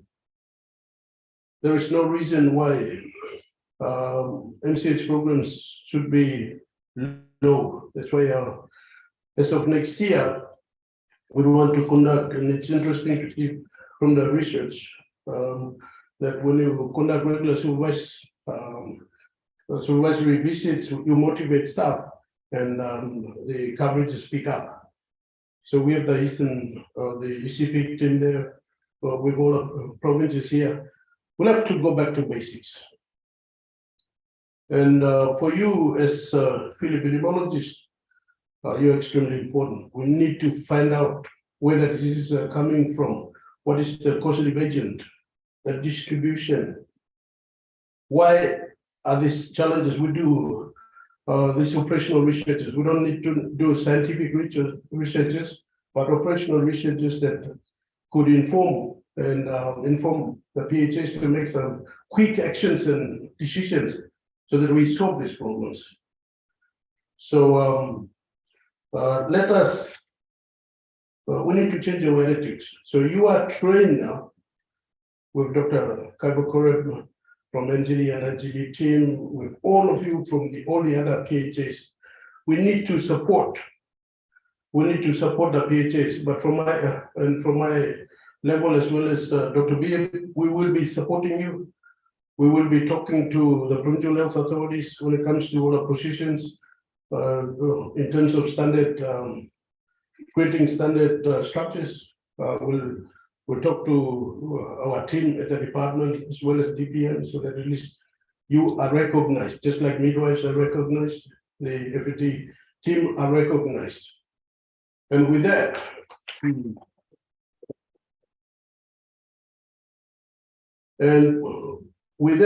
we need to support the provincial health authorities so that they make evidence-based decisions so that we can transform the disease patterns around. These are simple basics, but we're forgetting them, and we can't continue. You talk about where hard-to-reach areas not reaching 100%. I've been in places for 3 years in flying, just by flying only. But we had immunization coverage of up to 100%. I've been in Zimbabwe 40 years, been in Marwaka for 1 year. And we've done clinics. And the coverages were 100%. Just pure laziness. We've taken all our priorities wrong. We've just shifted away from the very basics of public health services. So when you go back, we definitely will be in our next, when we come around for the national plan rollout, starting from February, March next year, we will be basing some of your research findings so that we can use those to inform the CEOs and the boards that we need to change our way of doing things. TB must be eliminated. It's not like wish. TB must be eliminated, and it can be eliminated, particularly with the NCD. NCD is the easiest place to eliminate TB. And we, Dr. Bieb and I are working with the ETB program, emergency TB program, to make sure we eliminate TB in NCD. If we can do it in NCD, every other place too, we can. Malaria must be eliminated. Under the trilateral program, we're doing everything. And HIV. So these communicable diseases, they can be eliminated. And it must be our dream, and it must be our wish and our want to make sure we eliminate these diseases, because there are other non-communicable diseases taking over. We can't complicate all this. Let me not put a story, but I'm with you from the executive management level, Dr. Bieb. We are committed. We want to make sure this program continues. I've been talking to Dr. Tao and the executive. We need some epidemiologists, regional epidemiologists, policy epidemiologists. If some of you are performing very well, we need to get you across to do your PhD. We look for sponsors so that we can secure sponsorship to do epidemiologists. We did sponsor one to do epidemiology, and then it's left for WHO. But we need about 4 regional epidemiologists, 2 at the department, so that epidemiology is important. So with the provincial field epidemiologists, that's a team for us to depend on to make a difference, to control all the public health diseases and programs in the country. So thank you, keep up the good work, the sponsors. Thank you, Dr. Bieb. This is your baby, and I'm pretty sure you're very proud of what's happening. But at the end of the day, we want evidence, research-based decisions. And then we have the PHAs to make decisions for you. Money is there to put the money at the right place. And we're going to go back to basics. So congratulations. Thank you, the facilitators. Thank you, the sponsors. God bless you, and keep up the good work.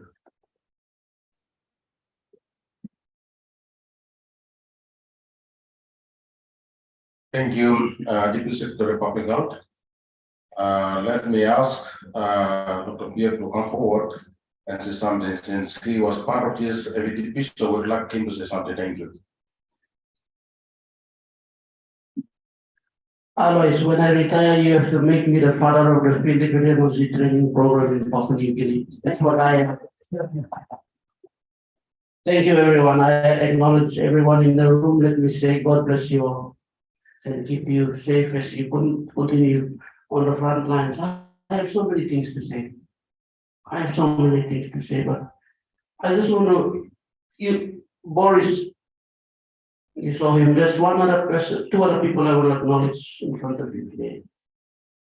Apart from Boris, Michael O'Reilly. Okay, from CDC. I don't know where Mike is right now. Some of you might know where he is. And late Mr. Enoch Posanai, who was the Executive Manager of Public Health, the National Department of Health. At the time we started talking about the field epidemiology training program at PNC. So those three gentlemen are also part of the beginning of what has turned out to be a very, very successful aFETP training program in the world.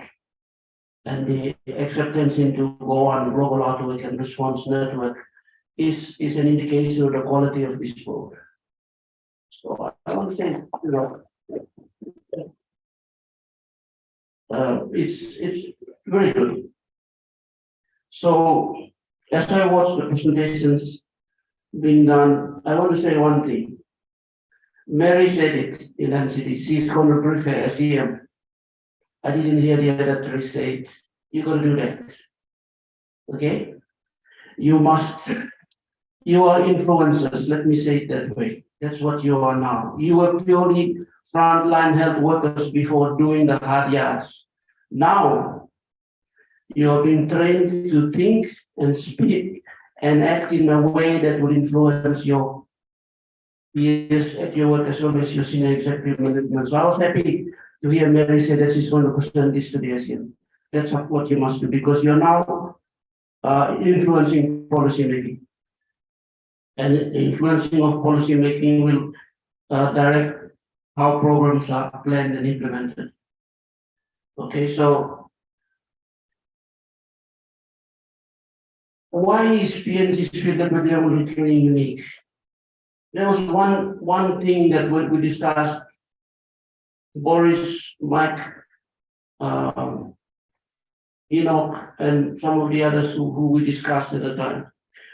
When Michael O'Reilly was given the task to present the format that we were going to do field epidemiology training, I was manager disease control and surveillance at the time.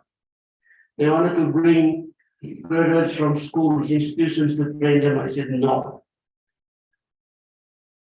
Why? Because when you bring new graduates from institutions and train them, you have to find them jobs. That's a difficult thing to do in this country. So the best solution is to find people who are gainfully employed in the public service, bring them here, train them, and send them back to their workplace. So that's the model that we have used. And it's gone from strength to strength. This is the 10th year. There should be a celebration for the first 10 years of the field epidemiology training in Papua New Guinea. I had, like I said, I have a lot of things to say, but I'm going to focus on a few things. I had a talk with the IT officer in charge in the Department of Health. We had a meeting with the minister, the new minister the other day. He said, I have visited your website and your page and I'm not impressed. So I called the OIC IT officer who doesn't report to me. But I called him down and I said, look, Pius, we need to wake that website up and make it an interactive real-time website so that people can interact with the National Department of Health. I want the field epidemiology training to take center stage on that website. All the research that you're presenting here and all the things that you're doing, the photos that you're showing, the collage that you saw this morning must be on that website. And we're going to link that website to all the departments in this country and globally as well, so that people see what you are doing in the aFETPNG program. If the department does not build a website that is like that, we will do our own for public health. We'll build our own and you can take center stage in our public health website, but I hope it doesn't come to that. Okay, so like I said earlier, you went from being frontline health workers doing surveillance and reporting and doing that to now being policy thinkers and makers to influence policy making at the highest level.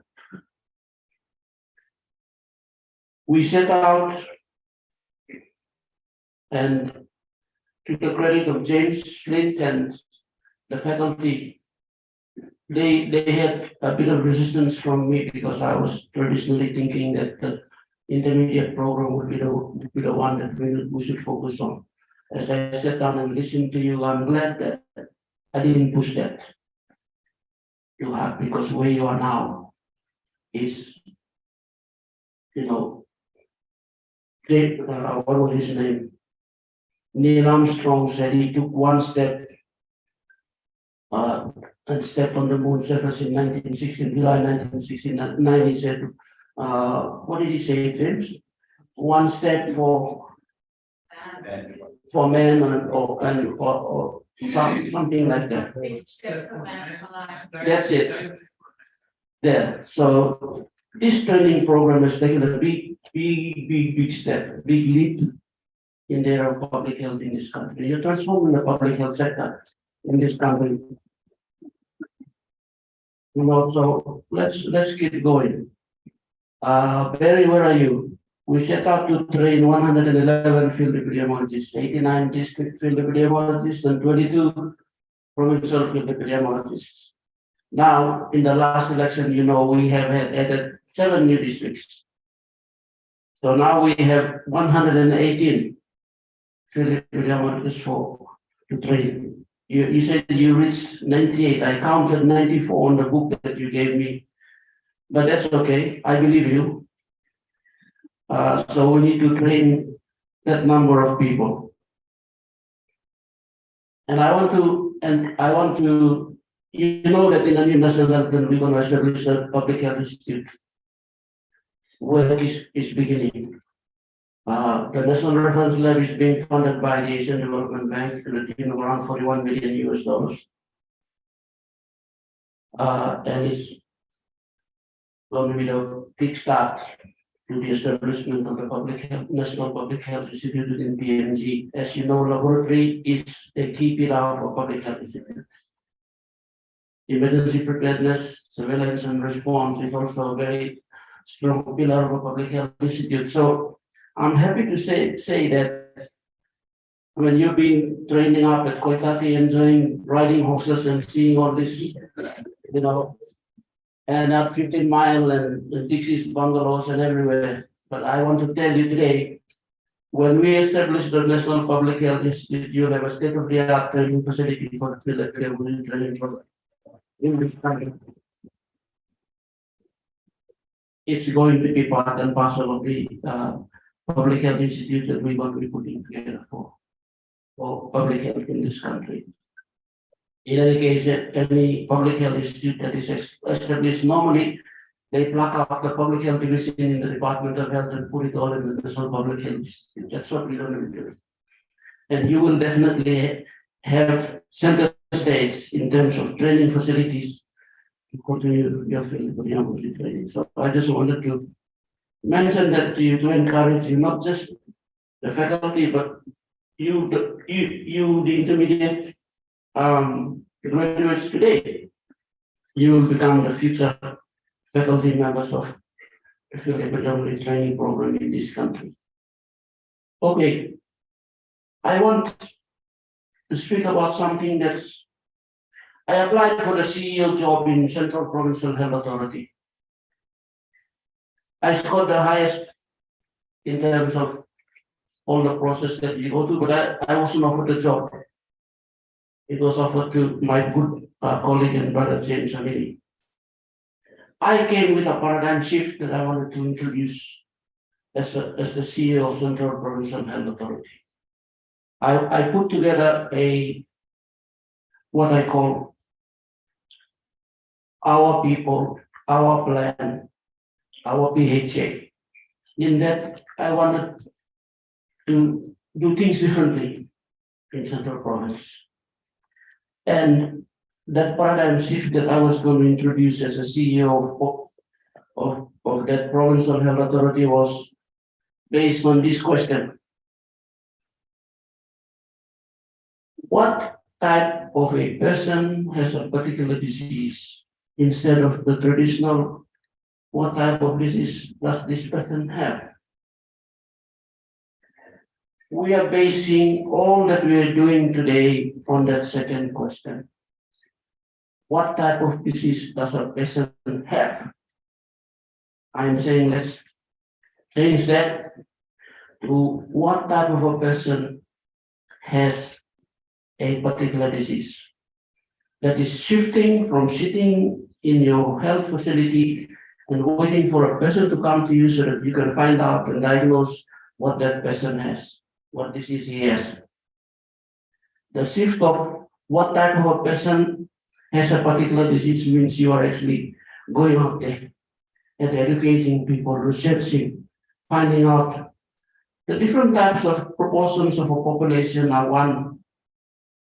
The base of a population pyramid, let's say, consists of, you can give a color of green. These are normal, healthy people who are happily living their lives the way they want to live it, yes? And then you have a middle portion of that triangle that you could color yellow, amber, if you use the traffic lights. These are the people who are unhealthy and are not aware of it. These are the people like you and me, I hope not. But some of us are sitting in the room today fall under that category of that yellow color.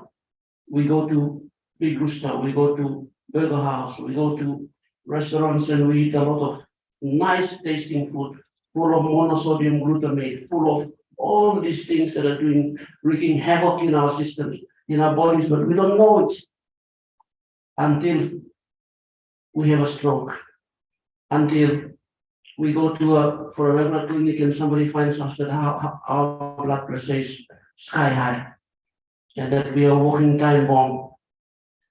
And then the very top of that pyramid is in red, people who are already seeking intervention are in a hospital bed.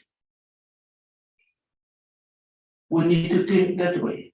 As health workers, let's not wait for someone to come with a stroke. Let's not wait for someone to come so that we can use high technology, very expensive interventions to give them a measure of life, quality of life afterwards. In other words, let's educate people. This is why the new National Health Plan is about health promotion and health education. Okay, so maybe I want to challenge you to ponder this question that I've asked you. What type of a person has a particular disease instead of what disease does this person have? It means you don't just wait for people to come. You have to go out and educate them to make the correct choices supported by the research that you do. In the last meeting that, I don't know if some of you were in the meeting when at Laguna, I posed some questions regarding the COVID-19 outbreak that we're seeing here. Samoa last week lifted all mandates. They are putting their borders. No more vaccine mandate, no more face mask mandate, and so on. New Zealand has done the same thing.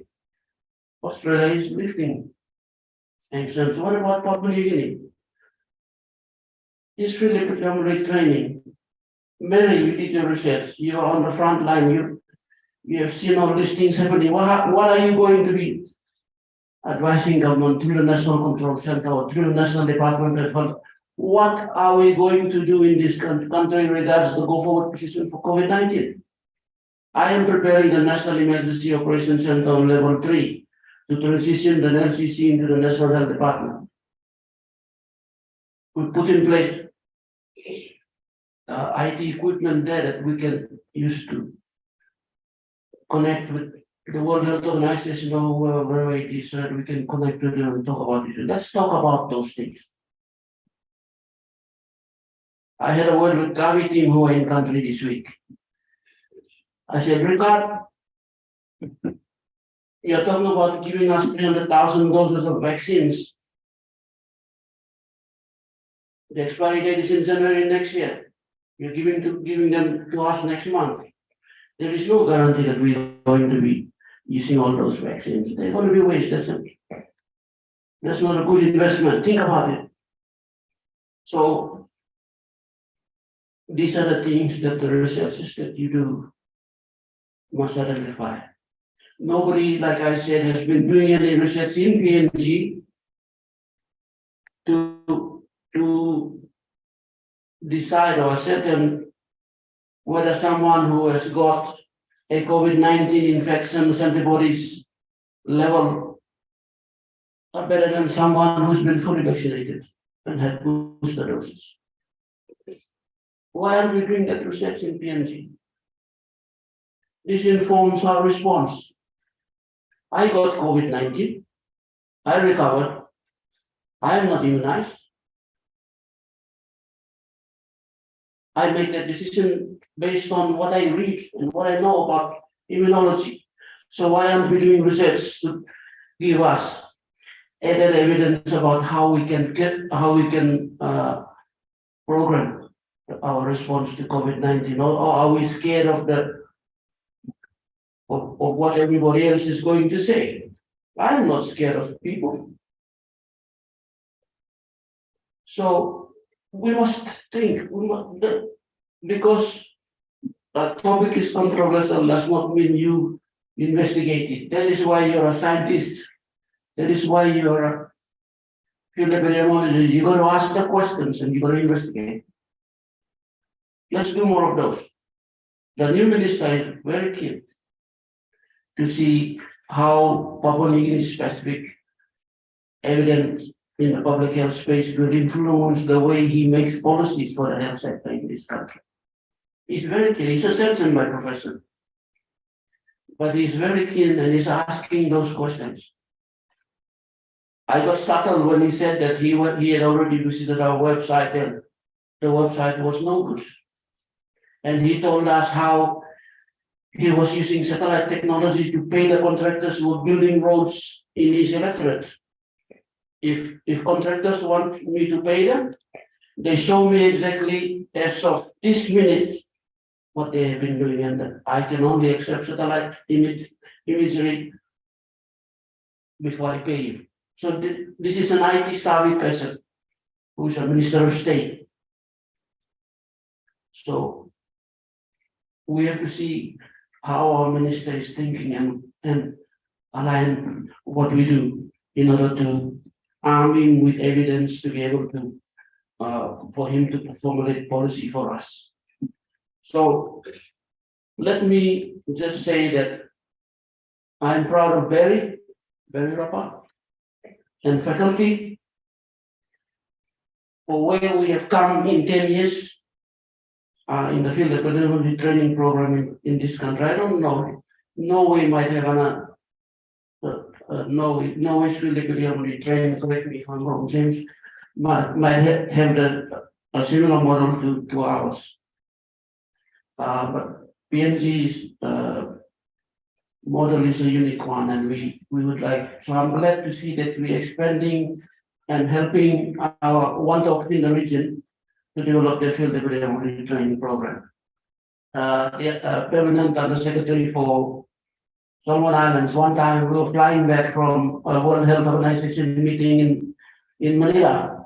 We spent the whole 6 hours talking about field epidemiology training. He wanted to establish field epidemiology training in Solomon Islands. I said, brother, he trained here at UPN, the School of Medicine and Health Sciences, and he's married to a Papua New Guinean woman, Dr. Nima. So I said, you send a team to our field epidemiology training, sit down, talk to the faculty and talk to everyone And I'm sure we're very happy to share how we're doing so that you can, design your own field epidemiology training like we have done. And it's fantastic to hear that they run with that and they're doing the training. And it's even more fantastic to hear that Timor-Leste and Vanuatu are going to be joining this field epidemiology training. That's the way we should be doing. That's one of the thoughts that we had in our mind when we began this journey. And so it's good to hear that faculty are talking about influencing in the sub-region and all that. So we have an excellent model of field epidemiology training. It's a unique one.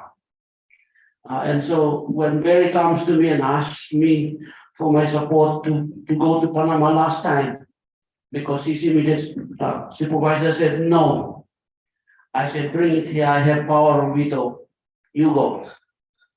So we send them to Panama. I want this field epidemiology training to be exposed even more and more, even though we're already known as a unique field epidemiology training program in the world. So let's continue to climb heights.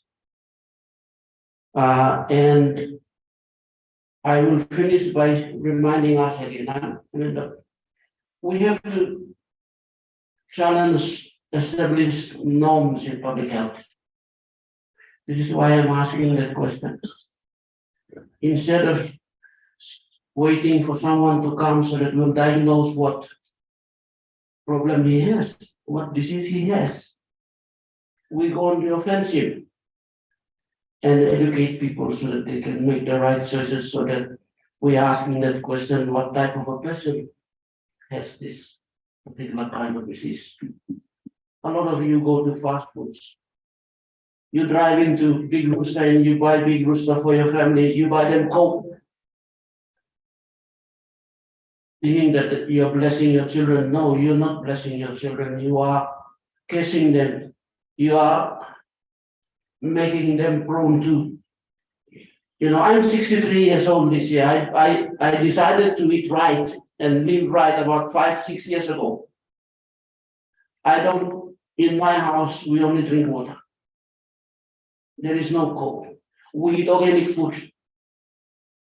So I influence my family to live right. That is why I'm thinking critically about how we do public health. And I'm asking that question. I'm influencing my family to live and eat right. Four pillars, or 5. Number 1, I acknowledge God as the God of my life. That's my number 1 core value. Number 2, I eat right. Number 3, I exercise. I'm telling my brother Gilbert, where are you sitting there? You need to lose some more weight, my brother. Okay, so God is my number 1 core value. Then I eat right. I eat a lot of organic food, fresh fruits and vegetables and all. I exercise. I do walk. I sleep well. I rest well, and I don't get stressed out. There's not a work, we're under extreme pressure. Deputy Secretary and I are under extreme pressure right now, because we have Global Fund here, we have Gavi here, we have the World Bank, where we need to meet deadlines and attend 101,000 meetings and so on. I don't get stressed under these things. This is just work. It's part of the work that I do. I don't get stressed. I went to my doctor to check me up about a year ago. A brother that I know, he's the OIC now of our catheterization laboratory at Port Moresby General Hospital. He's a cardiac intervention cardiologist. He checked me, he took my blood pressure and he said, can I check your blood pressure again? Because he knows my age. So he checked my blood pressure, he checked it again, he checked it again. I said, is there something wrong with my blood pressure? And he said, no, I can't believe the reading that I am reading, knowing how old you are. I checked my blood pressure last night. As I was thinking about how to encourage you today, I checked my blood pressure last night. And you know what my blood pressure is? 117 on 78 at 63 years old. That's the blood pressure of a teenager. That's the result of the choices that I make in my lifestyle. As you and I know, as you grow older and older, your arteries begin to harden. So that's where the resistance comes from. And so you expect your normal blood pressure at 63 years old, in the maybe 130 over 90 even. But my blood pressure is completely normal. So it's because of the choices that I make. This is why I'm thinking about how you and I can influence people through research, through behavior change, and field epidemiology training program is placed in the best place in this country to influence policy making. Our minister is very keen for us to do that. He wants us to provide him with evidence that he can use. I can tell you, Ken and I were in my office yesterday because secretary was sending us there in Vienna today, this week, minister and secretary in Vienna, and they are asking for information about the HPV vaccine. That's how he was on a, they went to an International Atomic Energy Agency meeting in Vienna. So our minister is thinking about cancer of the cervix. That's why he wants to know whether we have introduced HPV vaccine in this country or not, and the statistics and all that. So we have to fall in line with what our minister is thinking and doing so that we are one step ahead of him. You are well placed with the evidence that you are generating today. You have generated in your research today that you have presented, barring some limitations like numbers and how you collected data and all that. This is the kind of information that our new minister wants to be able to drive policy making so that we can improve the health of our nation. So thank you for inviting me to come and bore you. I in my retirement, I intend to become a politician. I retire at the end of 2024, and I'm looking forward to it. But if there is a program that I want people to remember me for my time in the NDOH and my work in the public service, it's got to be the field of training is probably. Thank you.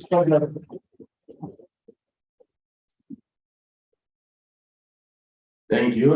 We shall continue to the next part of the program.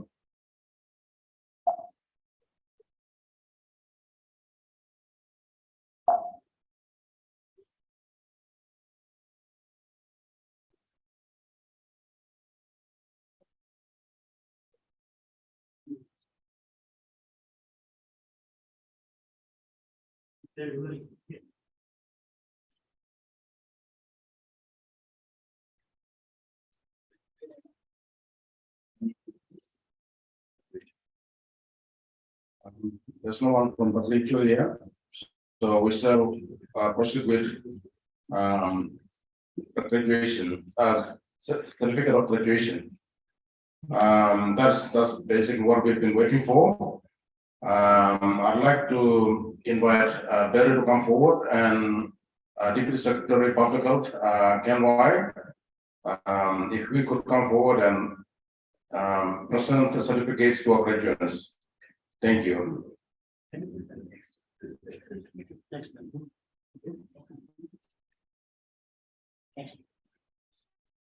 These are our graduates. We have 17 graduates in this room.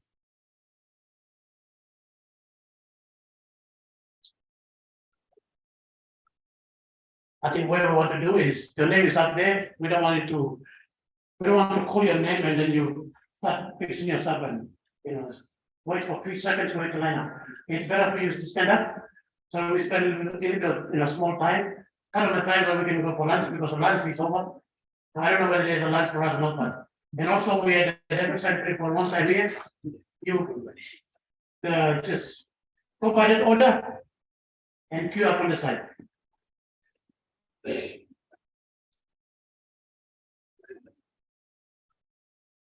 Yeah, follow that. Yeah.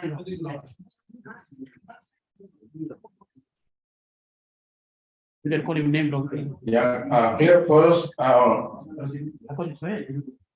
Clay, Demon, Peter, Paul, Elsie, Roslyn, Mary, Lucas, John. Photographs on the So, side. No. first one is Claire Nawa. Okay, you should have basically.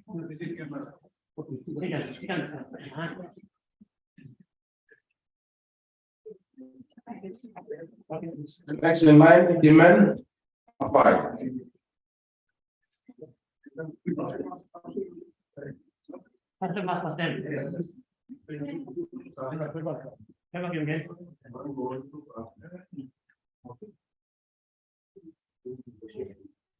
Pirati.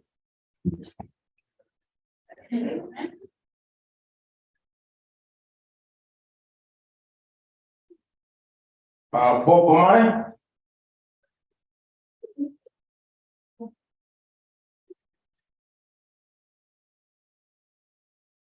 Elsie Stanley Puka.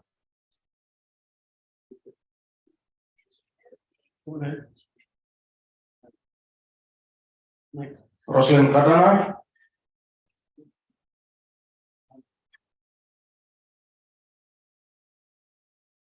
Dr. Mary Kaibakore.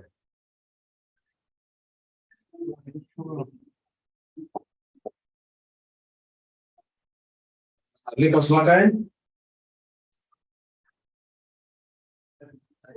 John Vladimir.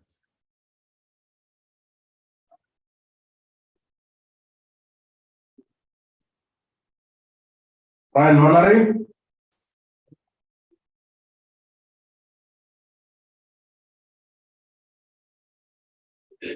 Stanley Massey.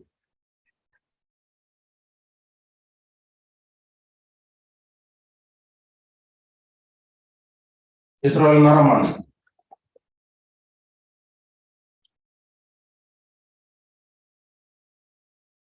Stewart Ariel Pau. Tyler Pololi.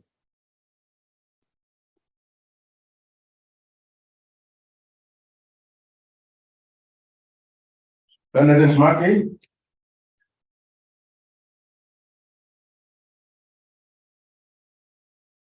Simborim Sumun.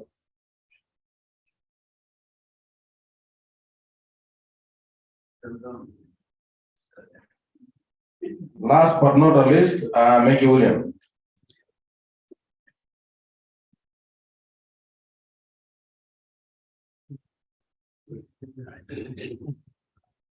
Thank you. The next part is the presentation of the awards.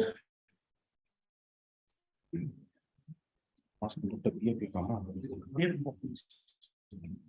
you want to give? Can change.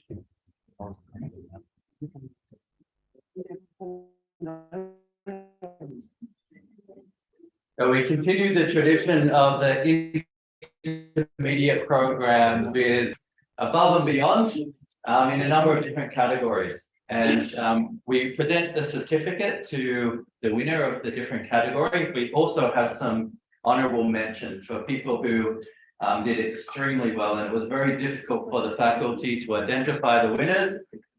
So we are recognizing a couple of people for each of these different categories. So the first category is the best outbreak investigation. And that goes to Bob Bomai.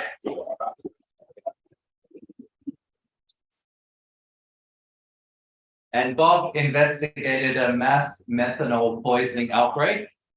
It's a very complex outbreak. Unfortunately, there was 17 deaths associated with that. He worked with the police and private industry to investigate that very important outbreak. So fantastic job, Bob. And we have honorable mentions to Brian for a pertussis outbreak, Bernie for pertussis, and Peter for an influenza-like illness outbreak. All exceptional outbreak investigations that were really well written up as well.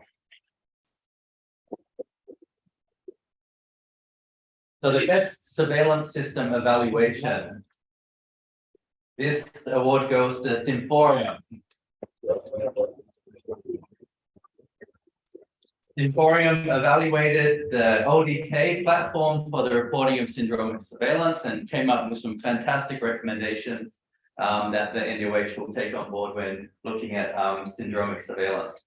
We also have honorable mentions to Peter, again, for TB surveillance, and for Maggie Williams for HIV surveillance. Again, wonderful.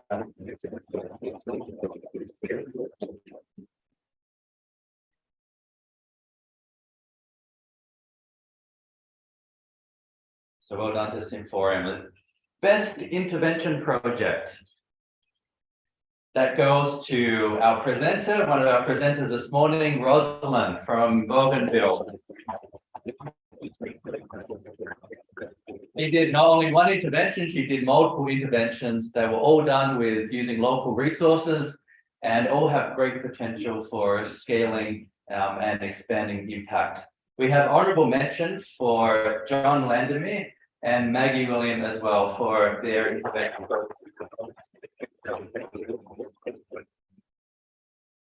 We have an award for the best policy brief. This was a new addition to our training, which Barry's mentioned. It was a fantastic collaboration with Vital Strategies. And there's an example of the policy brief in the package that we have. Each fellow did a policy brief just like the one that you have an example of. The one you have an example of is our winner, and that's Mary Cavacora.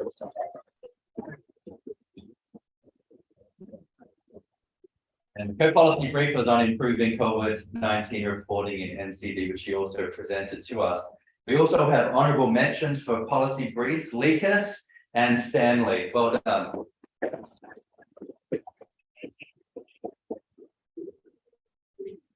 And the final award is our Best All-Rounder Award, and that's really in recognition of a fellow who has shown exceptional leadership right throughout the program, has consistently produced high-quality results, and each of the fellows had to produce 5 different reports throughout their training, and the Best All-Rounder goes to Bernie.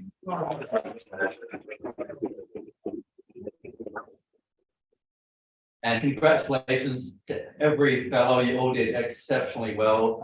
We started with 30, we finished with 17, and I think that's an indication of how tough this program is. It's not an easy program, and you have all did extremely well through a very challenging period with the pandemic. So well done, everyone. Thank you. This is the presentation of the certificates and awards. We now like to invite Symphorium Shimon to come forward and do his acknowledgement speech on behalf of the graduates.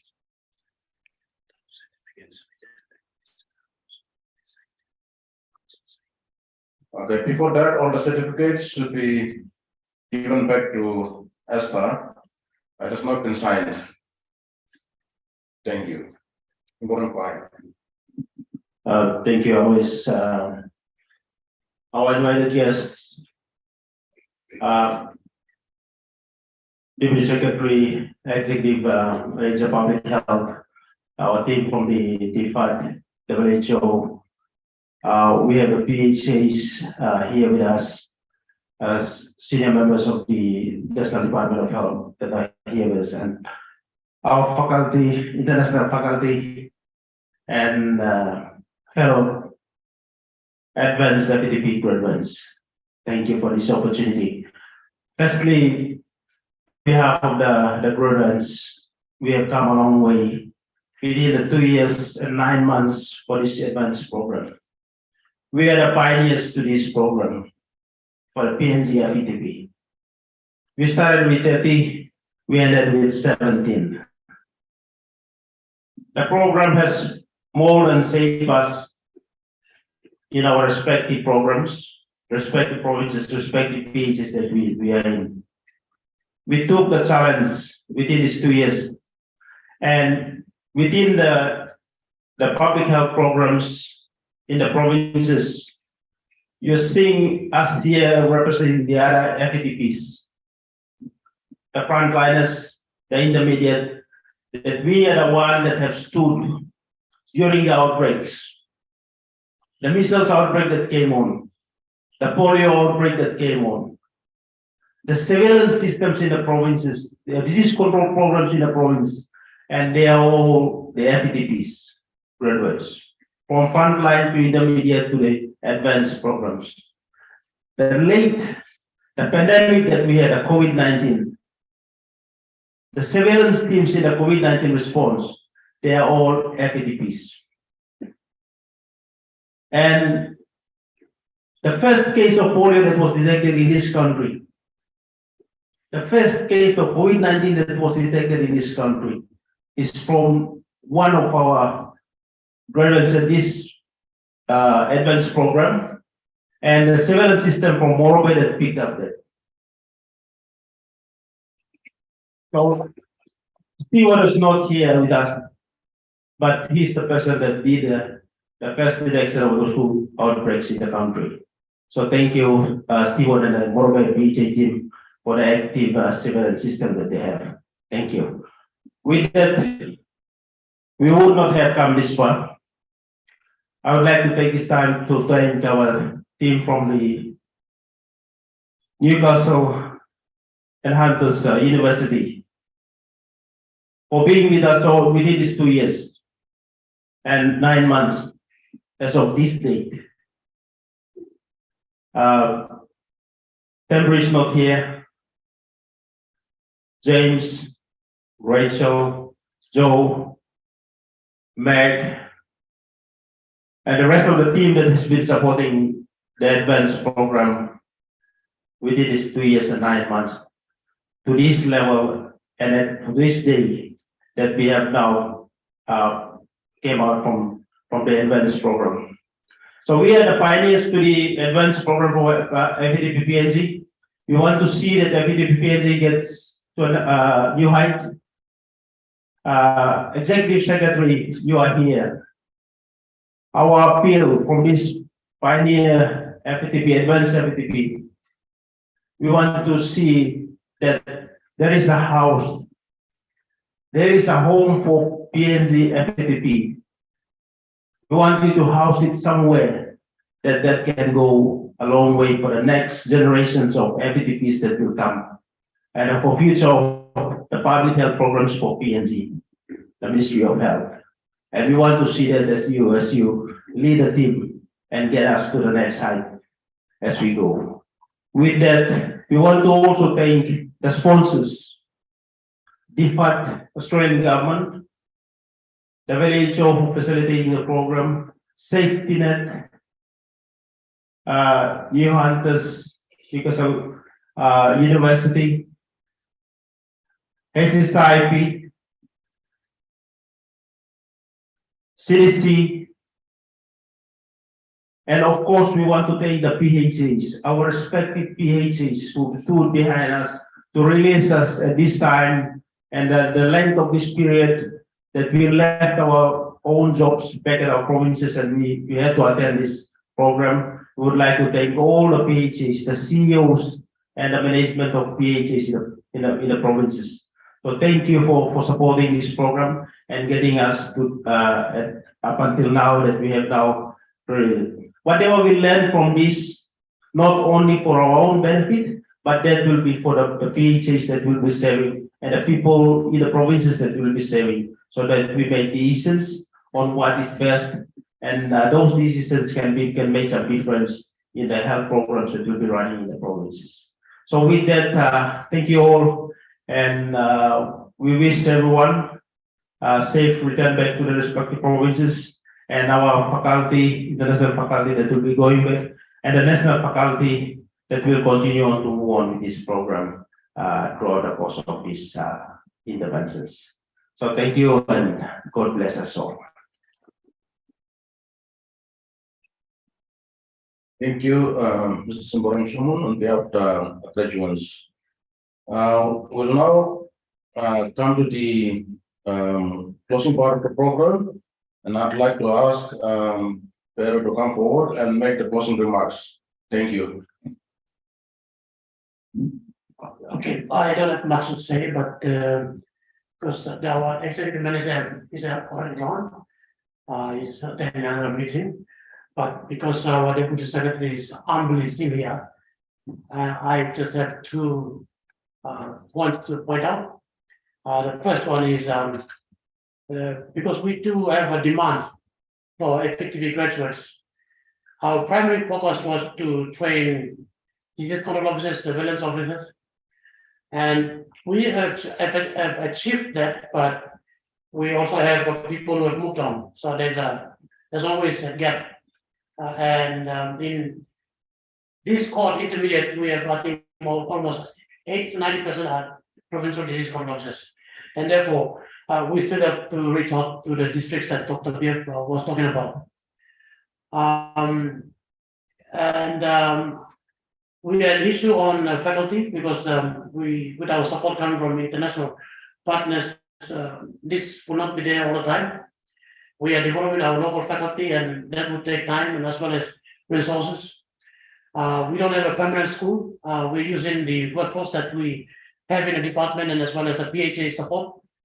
There's a lack of uptake by the National Department of Program Managers to support the FET training program and to become facilitators in this program. And I would like to probably get support from the Deputy Secretary and the Executive Manager to some level of maybe soul searching in the public division and have them go through the training program and become faculty members. Unless we do that, I think there's a chance that the program will not be able to sustain itself in the years to come. My wish is that we need to cut down the external support in terms of mentoring. And that can only be done if we have faculty at the national level. Because at the provincial level, they have their own bosses as PHAs, CEOs, and many of those who are becoming now faculty members of the current faculty are senior managers in the PHAs, and we tend to take them up for like 2 weeks and 3 weeks. That's a long time for them, and it can be a problem for their job security as well in the PHS level. So that's the problem I foresee, and that's something that I would like to seek your support as well as Dr. Beer's support to identify people in public health programs at the national level to take ownership and to be part of the FET training and faculty. That's my first sort of remark and probably request. Second is that we need to meet the demand, and we need more students, but we don't have the faculty to support their mentoring, because we don't only mentor during classroom sessions like this. The mentoring continues on while they're doing the fieldwork, and that can be very tough on the students themselves, because they're not only just students, they're working people, and they have their own commitment, they have their families, and we need that kind of level of support at the national level, I think. The second is we want to increase the intake, so we need financial support. For the last how many cohorts, I could say 100% of the financial support is external. I would like to see that maybe not 50%, but maybe 10% or somewhere 5% or 20% of the funding should now come from Department of Health or the government properly. That is something I want to see. But again, I know the kind of situation we are as a state, the financial situation, but that's something that I like to put to you as a Deputy Secretary. And I've discussed this before with Dr. Beer, but I'd like to also mention that I do put it in the IAP, but I get no money in the IAP, annual activity plan budget. So I like to see maybe a step forward and ownership and owning the program is probably some kind of a budget, allocation. Maybe in a small proportion by year, but eventually we can take over when we are financially okay in this country. At the moment, we're not there. So I think that's my, I think next year we want to increase the numbers. We also will have international participation from Timor-Leste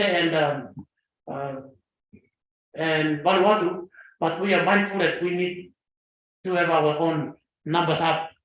This year, I think we have only 9. Next year, we would like to increase the numbers, so we will have a discussion with the faculty, what number we're looking at, because we need to look at the mentoring power with the faculty. So that's just a heads up for the deputy secretaries. When I go and discuss with them after this ceremony is over, then at least I have mentioned it in this in a public forum. With that, I think my closing remark is done. We should have a lunch. We've been prepared, all of us should have a lunch. I can see Esther is saying thumbs up, so that's good news. So from here, then there's a lunch being provided. We can have a lunch, and then we'll. I think we'll follow the program after the lunch. But I'll give it to the MC. Okay, yep, all of us are going to have lunch, but Esther will be at the door and she will be giving tickets for all of us who are going out. Have lunch, and after lunch, the graduates and the faculty will have to be back here. After this, there's going to be a faculty meeting at the end of everything. So this now brings us to the end of the program, and the next part of the program is lunch. Which Esther will be standing at the door. As you're walking up, you pick a ticket from Esther. Yeah, or Barry is there. So as you walk up, collect the ticket from Barry, and yes, that's been announced. Faculty and graduates are here after lunch.